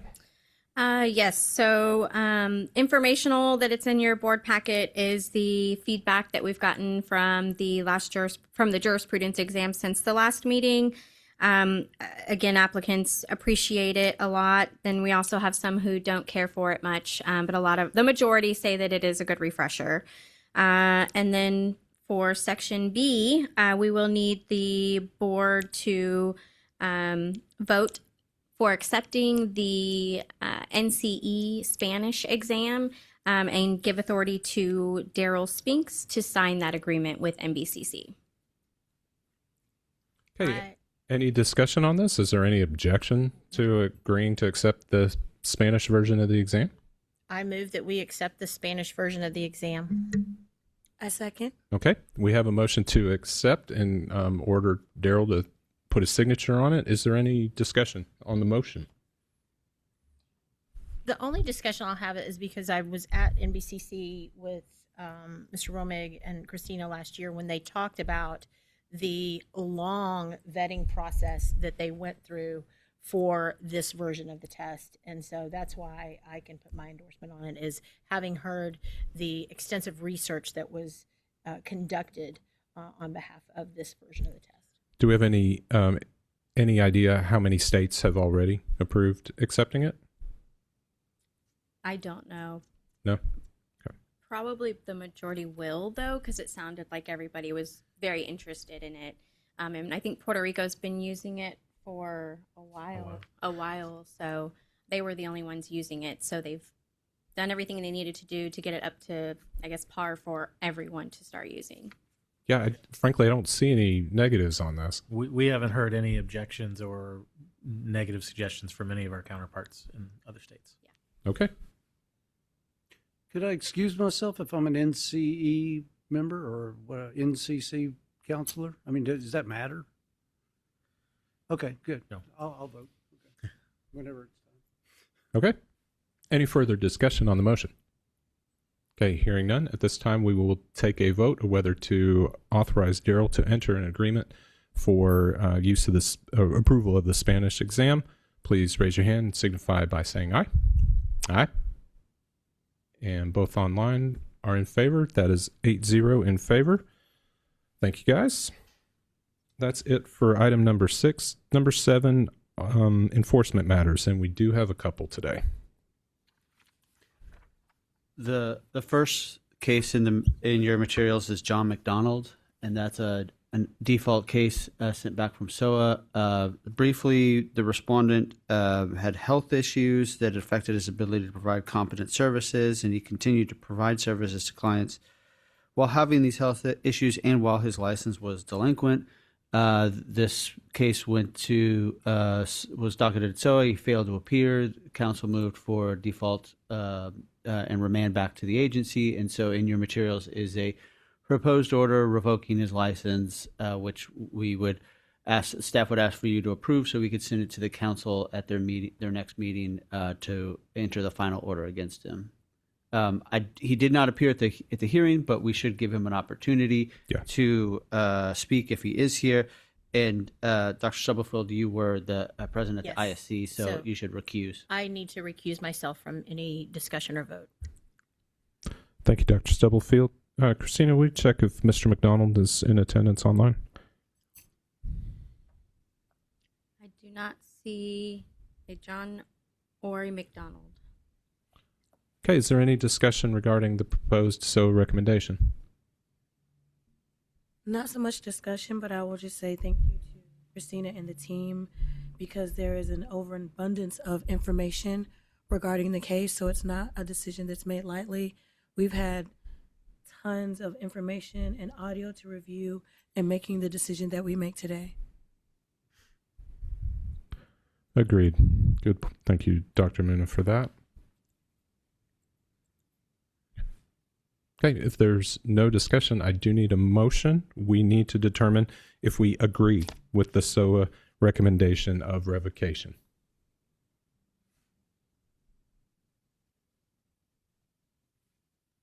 I'll make a motion, Mr. Chair, to uphold the SO decision.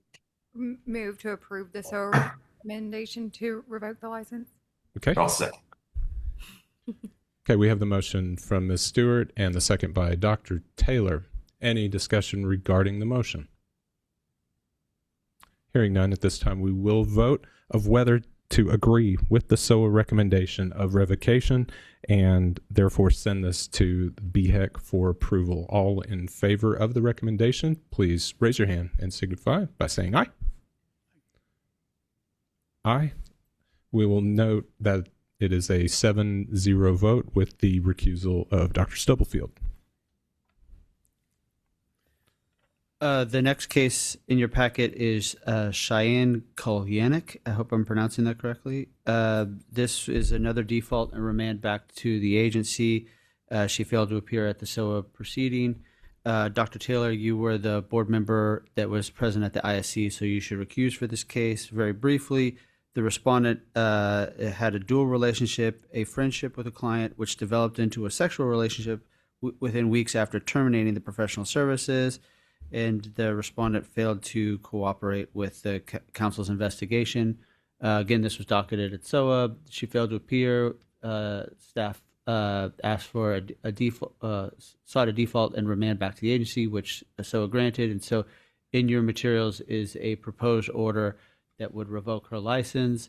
And staff is asking that you vote to approve that that order to then be sent to the council for final adoption at the next council meeting. So moved. Oh, we should see if she's present, sorry, and give her an opportunity, but she did not attend the hearing, so I do not anticipate that she's going to be here as well. Yeah. Christine, will you check and make sure? I do not see her. And then also just to note that Dr. Taylor was part of the ISC panel. Okay. Do not see her, though. Janie, would you like to make a motion? Move to accept the SOA recommendation of revocation. I second. Okay, we do have a motion and a second. Is there any discussion on the motion that we accept the recommendation for revocation? Okay, hearing none, we will vote at this time. All in favor of accepting the SOA recommendation for revocation, please raise your hand and signify by saying aye. Aye. Aye. And that is also a 7-0 vote with the recusal of Dr. Taylor. Thank you, everyone. 7B, any agreed orders? I believe there are none. Can we confirm that, Christina? There were none. All right, thank you. Moving on to item number 8, rulemaking.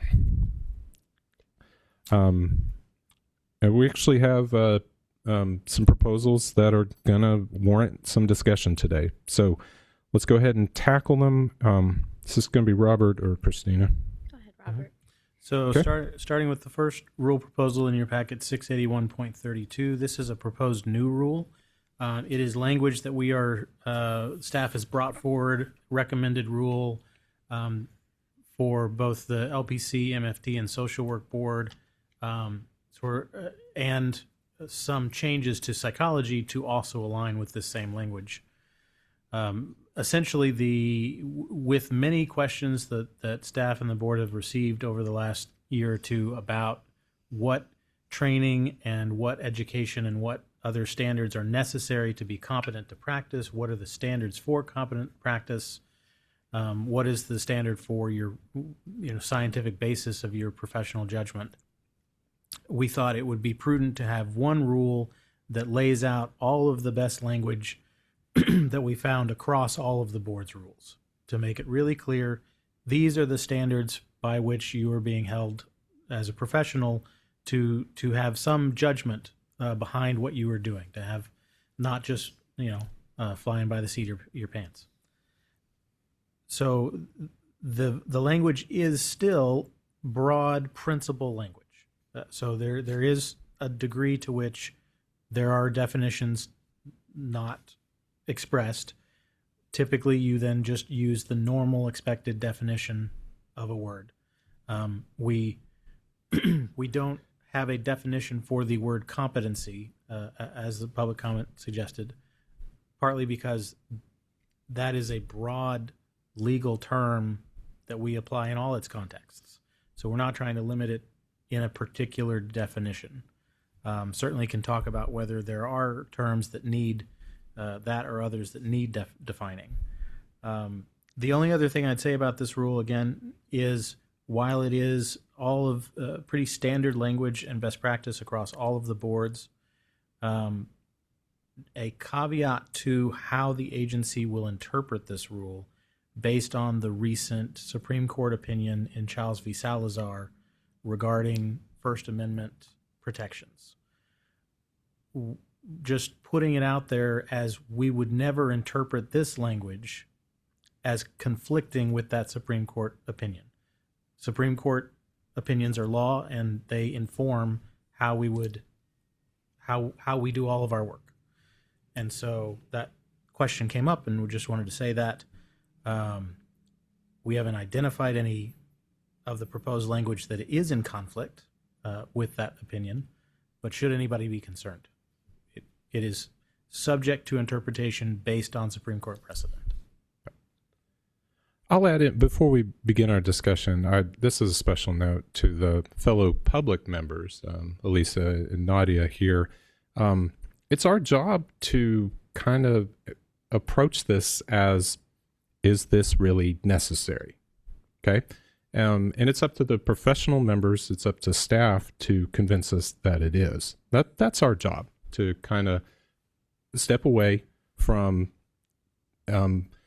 just clinical counseling practice and say, really, how has this profession survived all these years and we didn't have this definition? So why is it necessary now? And it's their job to talk us into it. And that was kind of how I approached this. So it is, we need to ask those questions. Say like, we're not mental health professionals. Is this fixing something? Is this actually creating a bigger problem? Convince us that this is necessary. Okay, because we don't make rules just to keep the lawyers busy. They had to have a purpose, and so why is this being proposed? That's how I approach it, and it's us as the public members, that's our job to sort of just say, like, critique how they want to run their profession, basically. So approach it in that regard. Well, I'm an attorney and I love to critique people. Sorry, guys. And so one thing that kind of struck me as confusing to me, because I was having trouble following, was in section 5F, and it was regarding the presumption for the test and the publisher. And I wasn't quite sure what the purpose of that was for. I'm assuming it serves a purpose, but why the presumption was based on the sale by a test publisher and not maybe the purchase or the implementation of a test by a licensee. I kind of wasn't tracking, to be honest, when I was reading that language. Absolutely. No, that's a great question. One of the consistent queries we've had in the last year has been different providers questioning who has the training and the qualifications to use various assessment tools and to apply them and give them and score them and things like that. Typically, the agency's position has been, we defer to the assessment creator to decide who is qualified to use their assessment. They're the ones who make it. They get to decide who gets to use it. One way in which that you can tell that the answer to that question is, do the companies who own those assessments sell those assessments to one of your providers?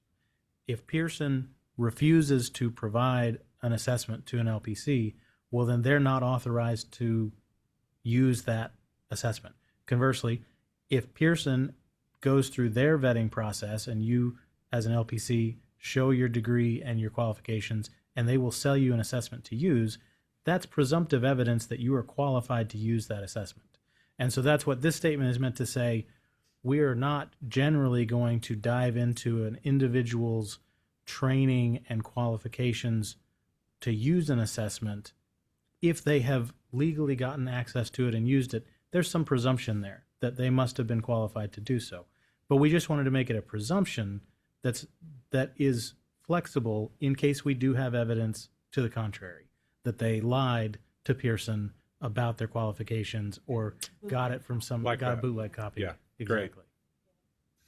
But what if there comes a time where what a publisher believes it qualifies someone to purchase a test is not consistent with what Texas believes qualifies someone to publish, and it qualifies someone to purchase a test? Then aren't we creating a rule that is problematic in that sense, because we're relying on a third party that we have no control over, rather than relying on our licensee who we do have control over through these rules? That's what I saw as problematic in this rule, is this third party could be from anywhere and can make their own rules, they're not beholden to us or our rules. And that is a very valid concern, and one that some licensed professionals have raised, that they think companies like Pearson are motivated more by profit and therefore are going to lower the requirements and qualifications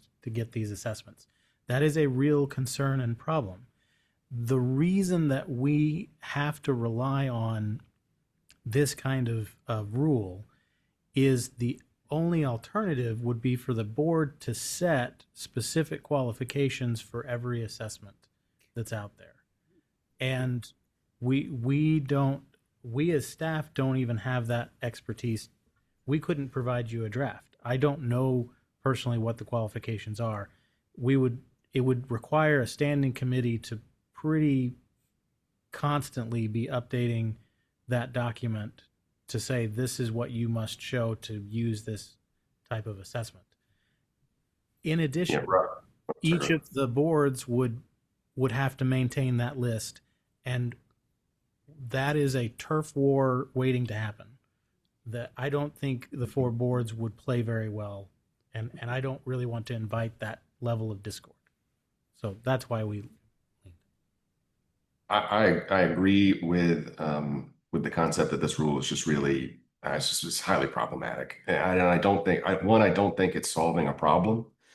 I don't think we have a bunch of complaints coming in for licensees that are using tests that they're not trained in. I'm sure we have some, but I don't think it's a mass amount that warrants a rule overhaul. I think this rule is very complicated, and it's gonna just, I think it's just gonna create a lot of concerns amongst the counseling population. I don't see how it really adds any additional safety or protection to the public, because we already require our licensees to be appropriately trained before they begin, doing whatever type of modality they're doing. So I don't see how this aids anything other than it just creates a new rule, and we have to go through the rule process, which we just had a long conversation about an hour and a half ago about saying, hey, we want to slow down the rulemaking process. So when we put this to a motion, my vote on this is going to be no. I would not want to move forward with this rule. Dr. Brad? In chairing dissertations, and I've chaired, I think, 70 some at this point in my career, students will use inventories. And my experience has been and specifically, I think Pearson falls in this case, they're very specific on the training. I have to countersign, so the companies, I think, are doing pretty good due diligence on checking this out. Now, I can't speak for all testing companies, but the major ones seem to be taking this seriously. Granted, there is the money-making part of this that we all are aware of, but I know I've had some students that are just surprised at what they demand. And I've had to countersign that, I will watch this, watch that. So my experience has been pretty much positive. So I wouldn't want CS get into the business of keeping the records on And Ms. Stewart, to your question, to give some context for this part of the rule, that requirement is taken directly from a psychology board rule about the presumption for qualifications for access to a test or competency to use a particular test. So it's a standard that's existed for, I can't remember how long, but it's been years, a long time. So it's not, when you say creating a new rule, it will be new to LPC, but it has been a standard for psychology for quite some time, that they've operated under that one. The one thing I would just also for Dr. Taylor, I appreciate his position, and I don't get a vote, so it doesn't necessarily matter. But I would say one of the reasons I think the staff has kind of created this rule is I would slightly disagree that this rule is far more specific. I personally don't think that the rules are that specific about the competency requirements when we get complaints and things like that to address whether or not somebody did provide services competently. Some of the rules we're using are not as specific or directly address those. And so I think I would a little bit disagree with what Dr. Taylor's saying. Yes, this is far more rigorous than what is currently, because it does list out a lot more standards in it. But the current rules right now are not nearly as specific or not as clear as defined as if you have a complaint or something, a question about somebody's competency. And so that's really kind of one of the reasons why I think staff has kind of looked at this we think it'd be useful, but I also know it's a big change. And so we are cognizant of, we don't want to make huge changes. We're trying to make as little changes as possible, but we do think it'd be helpful. But I do appreciate that viewpoint and the hard work that you guys have put in on it. I totally get that. I just don't think that this actually solves anything. And I think the rules are written currently with that vagueness intentionally, because it's extremely hard to standardize competency, especially with the myriad of exams and testing and assessments and stuff new stuff that's coming out every day. I mean, running a GAD-7 versus running an MMPI are totally different, totally different ballparks. And so I just think I think just this puts it more in the weeds, and it's just going to make it more complex. So I think when we have a complaint that comes in that says, hey, this person was not competent to do this, that is why we have the ISC. That's why we have professional members, so that they can sit with them and they can interview them and they can say, hey, what kind of training have you done? What have you done here? How did you gain this certificate, this competency? And I don't think this rule set provides any additional tools for that process. So that's my idea. And I don't, I like fewer rules. So my question to staff is it our charge to review this as a complete document, or is there some receptiveness to, we like this area but not that area, maybe keep this, maybe not that? And the reason I ask is because C, the first C, with regard to providing services in unfamiliar areas and new techniques, my first thought was AI and how there's a lot coming out, but I feel like C gives individuals a charge to not just go by what you're interested in, or like someone said, the seat of your pants. The board is giving you a charge to get some training and some education and some understanding as relates to AI before you just profess that let's figure this AI thing out together in session. No. You have a charge to go learn and do and figure out from someone who does have an understanding before you embark on something new. So I do like that piece and that component, because it may be seen as like a duh, in secular language, but everyone might not take that charge to say, I need to go talk to someone else on this thing that's new or I'm interested in before I try it with my clients. So as a proposed rule in your packet, it is entirely within the board's discretion what to do. You are welcome to right here and now amend it, change it, add to it, strike things. You are welcome to send it as is up to the council. You're welcome to send it back to the rules committee, or you're welcome to say no, I never want to see this again. It's up to you. Can we vote? Can we vote no? I never want to see this again right now. Can we do that? Is that okay? So, Dr. Stubblefield is chair of the Rules Committee, and we have dug into this, and we kind of got a little bogged down on it. So I did want her thoughts on it. So right now in our rules, 68131 reads as follows. The use of specific methods, techniques, or modalities within the practice of professional counseling is limited to the professional counselors appropriately trained and competent in the use of such methods, techniques, or modalities. And the authorized methods, techniques, and modalities include, but are not restricted to, all of the following. And if you go down to 16, assessing and appraising in compliance with 68143, which uses formal and informal instruments and procedures for which the counselor has received appropriate training and supervision in individual or group settings for the purposes of determining So I don't feel like this proposed rule, I'm in agreement with Dr. Taylor in that I don't feel like it adds, I feel like it just muddies the water because we already have structure in place. And the new rule, I feel like, is there's a redundancy, first of all, and I know that that's one of the things that we have really worked towards avoiding in recent changes, is trying not to be so redundant. And because we already have this in place, I think there is there's rules in existence if we have complaints coming in for which we can address those complaints. So, Janie, let me get this right real quick. You're saying that we had a good rule and then an attorney came along and messed with it? Is that what I'm hearing? My mic is off.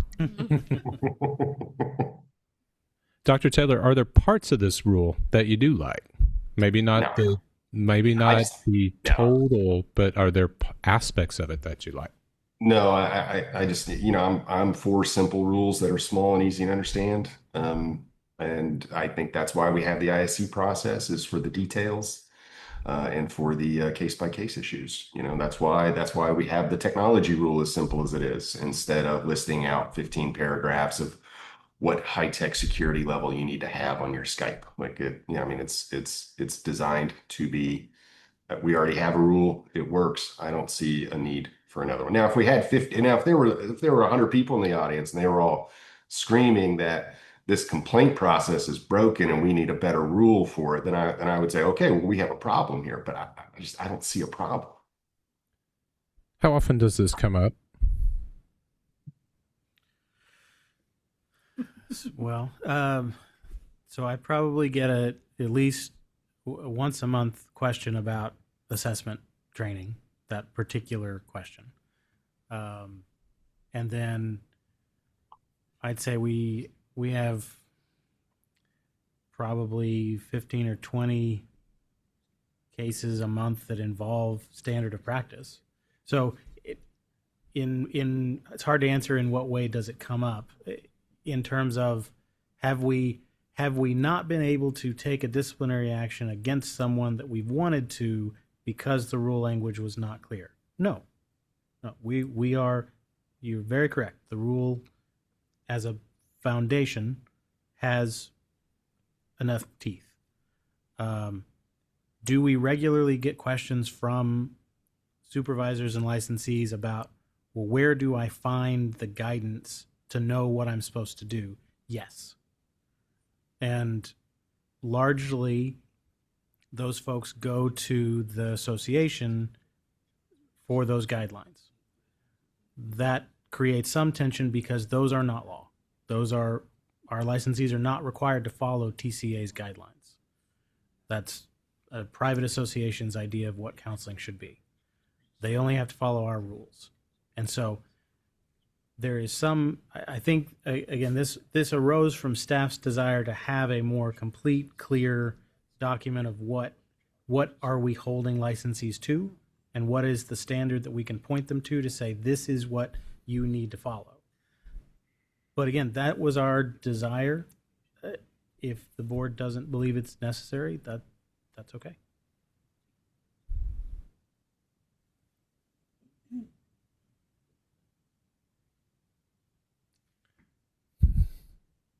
Well, we have options here. We can.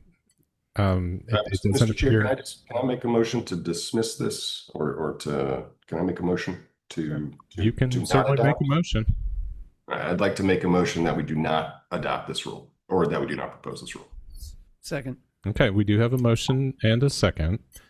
I would just kind of, before we take a vote or for further discussion, is there an appetite for, well, we don't like this, but we're willing to consider a different version of this? Or is this an all or nothing type of approach right now? I would just say, to play devil's advocate, and I think the devil here, no offense, might be Dr. Taylor, is that call me the devil. You just made his day. I think there's always going to be questions about what is competency, how to the board, how can you help us? I think there's never going to be a rule that fully makes a supervisor comfortable. It's just like it's the practice of medicine, the practice of law. It's a practice where we cannot put in a rule, this makes someone competent and this makes them not competent. So I think we're striving to do something here that helps, and we're never going to be able to attain it. So I agree with Dr. Taylor that the more rules deal with the devil that the rule probably isn't going to accomplish what we're trying to do, and so we should just scrap it. As the chairman of the Rules Committee read the Texas state statute on that, it's like we already have that. We have what you read, and it's right there. And I don't think we need something to make it worse. So thank you for pointing that out. All right. Well, we do have a motion and we do have a second. And I'll ask it, do we have any sort of desire to possibly reconsider this in a different form? Hearing none. Okay. Any discussion regarding Dr. Taylor's motion? Okay. Then I will ask for a vote at this time. All in favor of rejecting the proposed 681.32, please raise your hand and signify by saying aye. Aye. Oh, sorry, too loud. Okay, hold on. Well, I need to. Okay, that is 6 that are in favor of denying it, and all those opposed, 1 opposed to the flat denial. So that is 681.32 is rejected, and then we will move on to the next one. I just want the record to note, Mr. Chair, that it was an attorney that agreed with Dr. Taylor on this, despite all the ribbing he gives us. Okay, that one fails. We will move on to the next one.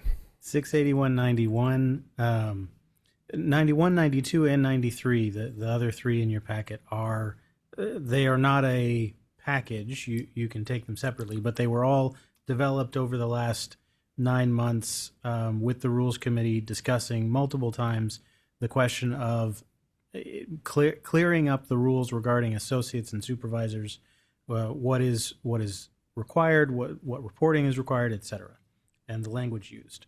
I'll highlight the major changes of each one, and we can go to the next as desired. So in 91, in addition to simply clarifying some of the terminology, the main additions are that associates would be required to report complaints to their supervisor if they are subject to a complaint, because obviously the supervisor is also potentially responsible and needs to know, and would hopefully help them remediate any problems. In addition, associates would be required to share any unfinished remediation plans. And so this was an area that had lots of discussion, and the Rules Committee desire was that if an associate chooses to change supervisors and is currently under a remediation plan that they have not completed, they should take that with them and inform their new supervisor. Whether that supervisor agrees or wants to continue is entirely up to them. But we don't think it's appropriate for associates to hop to a new supervisor to try to wipe the slate clean, having not fixed any problematic behavior. But if they have satisfied, it's all completed, their current supervisor says you're done with that remediation, there's no reason to carry that forward. So those are the main changes to 68191.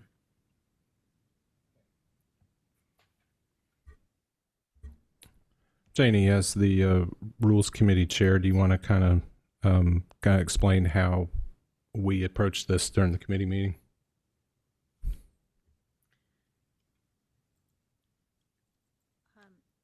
And again, I think, Mr. Roma, you did a wonderful summary of the fact that this was not a simple 2-minute conversation, that we really looked at how to, as Dr. Taylor shakes his head like, no, it was not. I remember. I was there.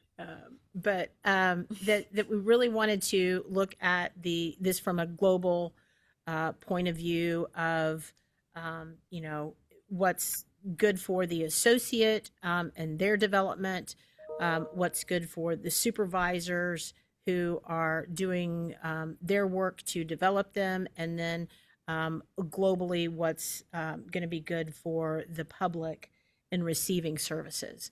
And so when we're looking at this, and I like how you said, if they've satisfied it, it's done, and that type of thing.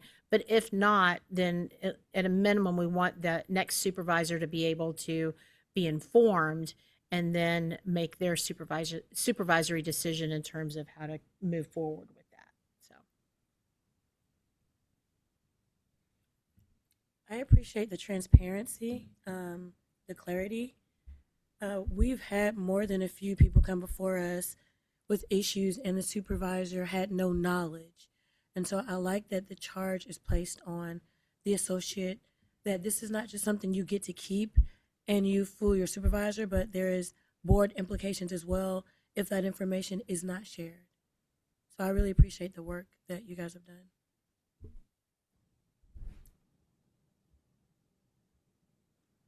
Yeah, and just to echo what Janie said, I mean, we spent a lot of time on these. They are kind of companion rules. I think it does clean up a lot of the language in there. It makes things a lot more smoother and really helps to kind of define that relationship between the associate and the supervisor. So I think that's just really clear. I think Janie did a great job leading that charge, and I thank you for your hard work on that, Janie. And I think it's a solid move forward. I'm comfortable making a motion if there's no more discussion needed. Okay, I'll entertain a motion. I move that we accept this current proposal as is, 681-91. Okay. Second. We do have a motion and a second. Any discussion regarding the motions specifically? The motion is to accept the proposed changes. Okay, hearing none, we will take a vote at this time. All in favor of accepting the proposed amendment to 681.91, please signify by raising your hand. Okay, and that one passes. All right, Board 68192 is next. Again, mostly several changes you'll see, but it's really clearing up. Robert, was that not for all three? Didn't we take them all together? Oh, no, one at a time. Oh, we are. Okay. Misunderstood. Apologies. Previously, we used the term council approved supervisor, and what that really means is that they have supervisor status. We're no longer individually approving who your supervisor is. You have to tell us, we have to document it, but it's not like we're choosing. So that's a lot of the terminology change. Is just what we mean by approved is you hold supervisor status. The big changes in 92 are, as the public comment at the beginning talked about, the average, changing it from a minimum of 4 hours per month of supervision to an average of 4 hours per month. And I'll talk about that in just a moment. And then the other big change is counting post-master's internship hours This actually comes from something that the MFT board rules already has and has for a while, and we found has worked well. It's a recognition that someone who goes through a master's program and gets the required internship through their master's and then goes further into a doctoral program and does an internship that would count as supervised experience, that should qualify as supervised experience. They're appropriately supervised. They're in a university setting. We can certainly talk about the comment about clinical versus not. On the average per month, what I would say about that is this, of all the rule changes, is the most important to staff. Because right now, by requiring a minimum of 4 hours, the board's rules put staff in an untenable position where the rules say you must have 4 hours per month, but people will come to us and in their 2 years, 3 years, 4 years of supervised experience, there may be a month here or there where they did not get 4 hours of supervised experience. And we either as staff have to ignore the rule or not count that month of experience and tell them you've got to go repeat those hours, or it is not a defendable position for staff to know what to do. Because most of the cases when you talk to folks, there is reasons. I had 3 hours with my supervisor and then I got sick, or they got sick, or they took a leave of absence. The rules account for if it's a month-long break, but the rules do not account for if you miss an hour here or there. Our recommendation is you change it to an average, because that is a much more defendable position that we as staff can tell someone, look, if over the course of your supervised experience you don't have 4.0 or higher averaged supervised hours, you're not getting a license, because you could have made up an hour here or there. There's no excuse for an average not meeting. I liked this one. The average creates flexibility, but it still maintains the total length of time requirement. And I thought that was a good combination. I liked this option. Dr. Bradley, I know you have a question. Yes, I also like this option. But one of my questions here, students will be taking these courses, like in our program, over 3 semesters. Now, what happens when that coursework ends? They get another supervisor and just continue to accumulate the hours? So if they are enrolled in a university program and they're enrolled in the course, that is what provides them the exemption to not have an associate license. And so that being enrolled, say in your example, those 3 semesters in the doctoral program, they would have the authority to be getting that supervised experience in the doctoral program. Once those 3 semesters are over, if they're no longer enrolled in a university internship, they would be required to hold an LPC associate license and be supervised, and then they're getting the hours in the normal way you get hours. And whomever is supervising them for these hours, not all faculty have an LPC associate. While it wouldn't happen often, I can think of instances that someone would be teaching the course without the LPC associate. Yes. License. Yes, and under the current rules for all professions, So we have generally said universities get to decide who teaches and who manages their programs. And so we have not told universities that they must have licensed LPCs on staff or licensed LPC supervisors for those practicum. That would be a major shift for us to start requiring that. Yeah, so we just trying to support what you're saying, but also protect things that I know can happen. So yes, if there was an instance of a doctoral counseling program, yes, and they allowed one of their doctoral candidates to get counseling experience under the supervision of a psychologist, for example, this rule would recognize that. But that would be the same if they did that in their master's program. Well, if the program is CACREP accredited, the person teaching the course is going to have the right credentials. If they're not, I don't know. I mean, when I think of someone doing supervision at the university or wherever and supervising, they need that training as an LPC supervisor because there's no research that shows if you're a good counselor, you're a good supervisor. I hear that over and over again. It's an assumption. There is no research that addresses that.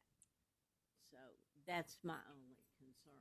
But overall, I definitely like it, and I know my students would love it. Dr. Mayor?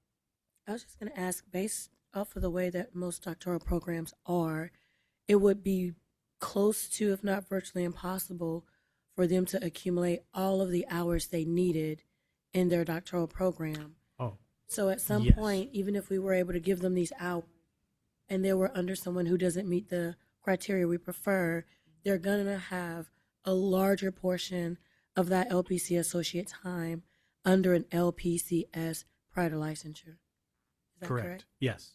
Yeah, we have, again, this has been something that's been recognized in the MFT board rules for several years now.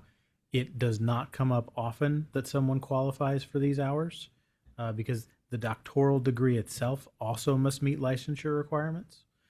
So it really, there hasn't been a slew of folks earning hours this way, and it has not caused any problems that I'm aware of.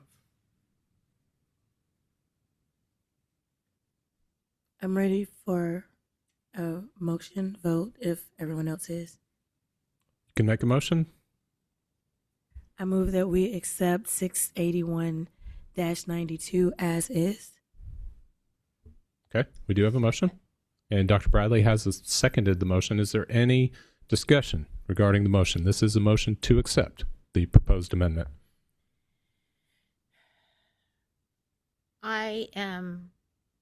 I'm not sold on the average. I just see where it can open us up to where somebody has big gaps and their supervisor's not able to get that associate in, and the associate is saying, you know, I'll make it up at the end. So I actually I'm not sitting good with this one yet. Janie, would you be comfortable voting to approve the proposed rules so that we could get public comment? Because I imagine that there's going to be a lot of therapists and supervisors that have thoughts on this, and then we can kind of get some of their thoughts, and then we can maybe change or edit it as we need to if we're going to approve it. Yes, Dr. Taylor, you just sold me. There we go. Sweet. All right, we do have a motion and a second. If there's no further discussion, we will take our vote. Hearing none at this time, we will vote whether to accept the proposed amendment to 681.92. All in favor, please raise your hand and signify by saying aye. Aye. And all opposed? I'm going to abstain because I knew it would pass. Okay, then it passes with 7 yeses and 1 abstention. And then if we could tell staff to be very mindful of public comment on this one, and if we have a trend of this is crazy, don't do it, or have you thought about this, or some ways that we can maybe edit it that makes more sense just as public comment comes in. Absolutely. And to the public, if you have ideas of how better to track this in a way that's not punitive but is measurable, we're all ears. So yes, would love feedback. I probably should have spoke up earlier, but I know that there was a concern about the average, 4 hours average. I mean, I'm just throwing this thought out there. If we said average 4 hours per month quarterly or something like that, so that you can't like ram a whole bunch of hours in. I mean, that way there's some. So yeah, certainly happy to discuss all those ideas as we get comments. Just know that whatever the rule is, we will strictly enforce it from here on out. And if that requires logs from supervisors and supervisees, whether it's monthly or weekly or quarterly, that will be what is required. Because I just can't put my staff in the position of trying to guess what's been met. You just poked the Dr. Taylor bear there. No, I think it's I think it's, I would love to hear what other supervisors have to say on an easy way to manage that. But I also think, I mean, as a supervisor myself, there's no way I'm going to do 20 hours of supervision for one person, like in a month, right? I don't have that kind of time, so I think there's going to be sort of a natural, just reality of just, there's just going to be a natural barrier to that. So, well, it passed as proposed, and we will see what public comment comes in on it. Absolutely. Okay, we got one more. The last one is 68193, the rule about supervisors, and the main changes here. There's an addition of a requirement that supervisors have some sort of policy in place for what would happen if they ever were impaired or unable to be a supervisor or died. What happens to their records? We're not saying what that policy is or what their plan is. We do several times a year have an associate come to us whose supervisor has passed away, and they have no access to any of their records or any way to document their experience. And so as a supervisor, we're just asking you to have a plan, have something to happen to your records, like you would do with your client records. Have some plan for your client records. We're adding a phrase about compensation, which is just duplicating the phrase in the associate rule, so that the rules match. Certainly, the intention is that the supervisor may not receive compensation from the associate if they're already paid. They can't receive additional compensation. No so maybe we need to add the word additional after received, just to prevent those situations. We don't want any abuse of associates. And then the last part of the rule is clarifying the language around if a supervisor, someone who holds supervisor status, is disciplined by the council and the board and loses that supervisor status, what steps do they need to take to regain supervisor status?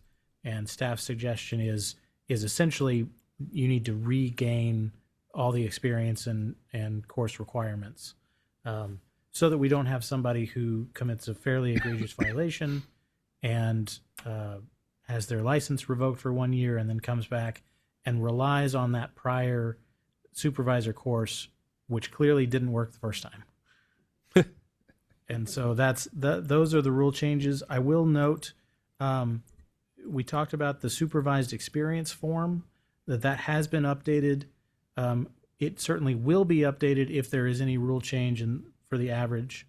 I will also note the intention is, unless there's objection from the board, the rule states in this rule 93 that supervisors must submit that form within 30 days, and it's to the council. And that's been an area of confusion. And what we'd like to do is add to the supervised experience form instructions on the form in big clear letters saying, supervisors, email us this form, so that it's coming to us. Then you're off the hook. You don't have to worry about, did the associate lose it? Did they not send it to who they were supposed to send it to? Send it into our email, and then you've met your requirement. So I was just going to mention that as part of this sort of rule update to streamline and hopefully provide better guidance. I'll just add, I know a while ago we entertained moving the requirement from 5 years to 3. Was that for supervisors post licensure? Was that something that was considered or entertained, given? It, We voted on it. Okay. I just wanted to make sure that that was stated publicly for anyone else who's asking or unsure about it. yes. Yep. The board previously considered that and decided to keep it at 5.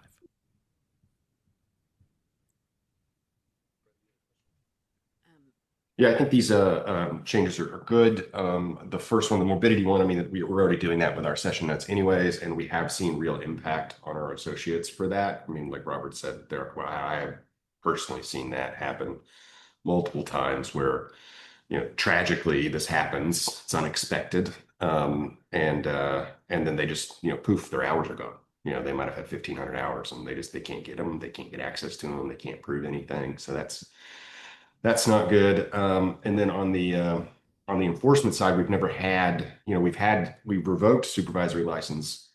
We do that. But that we've never had this clear path of like, if they say, okay, well, now that I've been disciplined, I want to do it. I want to get rehabilitated and I want to, like, what do I need to do to earn it back? And so I think this gives us that very clear path forward. So I think they're just good changes.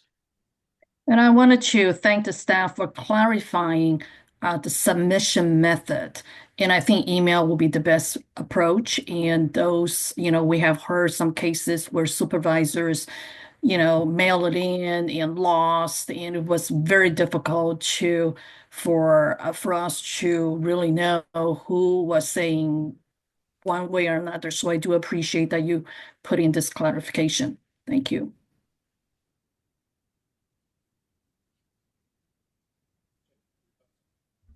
Janie, your thoughts on this one?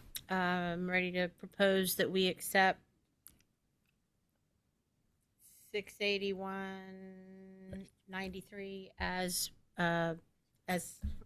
proposed. Second. May I ask, board, based on the earlier public comment on that CE on compensation, should we add the word additional? A supervisor may not receive additional compensation.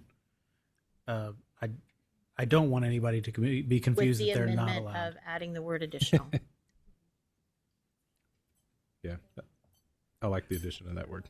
I second the second that I seconded to the addition. We do have a motion and a second. Is there any discussion on the motion that we approve the proposed amendments to 93? Okay, hearing none, we will vote at this time. All in favor of accepting the draft proposed amendments to 681.93, please raise your hand. And that one is unanimous. Thanks, everybody. Good work there. That concludes agenda item number 8, rulemaking. We will move on to number 9, recommendations for agenda items in our next meeting. Anything? Mr. Chair, I would like to have a discussion next time about the renewal process. We have seen some changes, I think, since we came over from BHEC, and I just renewed my license last week, and it was not fun. So I thought it was supposed to be a fun process. It was not fun. So just want to chat about what ways we can improve that. If there's anything we can do, maybe the answer is, hey, this is the state government and you get what you get, and that's fine if that's the case. But I want to have a conversation just to see if there are ways to improve it or if there's just not, And specifically regarding CE broker or? Well, I mean, the whole process. I mean, from taking for the JP exam, I mean, you gotta go into 2 different portals. You buy it in one and then you take it in another one. The online payment system was wonky. I mean, it was not a good user experience. And I just, I'd like to just. Well, I have to renew my license this month, and so I'll give my feedback in the next. Yeah, there we go. I renewed mine in December and I started today. So. Okay, we will make a note of that. Taking a look at the renewal process. Yeah, I would agree. And if you hold multiple licenses, you have to take 3 of the same tests. So it's not fair. There's not much of us that have multiple licenses. And I proposed a rule change years ago, but We call that a humble brag, sir. no, I'd give up all of them if I could, but not there yet. But it's just so redundant to have to take 3 jurisprudence exams for licenses and go through 6 portals and all that stuff. So Okay. Patrick, you had something? Well, we were just going to suggest this might be, Dr. Taylor, better to put on the council's agenda because these are, the renewal is a council rule. And so obviously the board can discuss it, but if the action to be more fruitful, it would probably be better to. You can't do anything about it at the board level. It's got to be done at the council level is what Patrick's diplomatically trying to say. well, I trust Dr. Taylor and Stephen will take care of that. So, Chris, do you want it added to the BHEC? That's whatever's most appropriate. Okay. Okay. I'll put it on BX. And I'm going into the discussion full well understanding that this is funded by the state government. So I'm not looking for anything amazing here. I just want to have a public conversation about it and just see if there's anything that can be done. Yeah, so I've known you for 8 years, and if you are proposing something that is going to make a meeting last longer, then it is really important to you. This is true. Oh, yes, Dr. Bradley, go ahead. I hope that in the when we discuss the renewal process that we take a look at CE Broker. I set up the CE Broker account and successfully did it, but I got a little disturbed. There was a lot of advertisements to buy this. I did the free one, and it just seemed unnecessarily complicated. On the other hand, it's working and that sort of thing. But I would really like a system like that to be more user friendly. Amen. Okay. All right. Anything else? Okay. At this time, I will entertain a motion for adjournment. So moved. Thank you, Dr. Stubblefield. Do I have a second? Thank you, Dr. Bradley. All in favor of adjourning today's meeting, please raise your hand. Thank you, everybody, for your service to this board and service to the people of the great state of Texas. We are adjourned.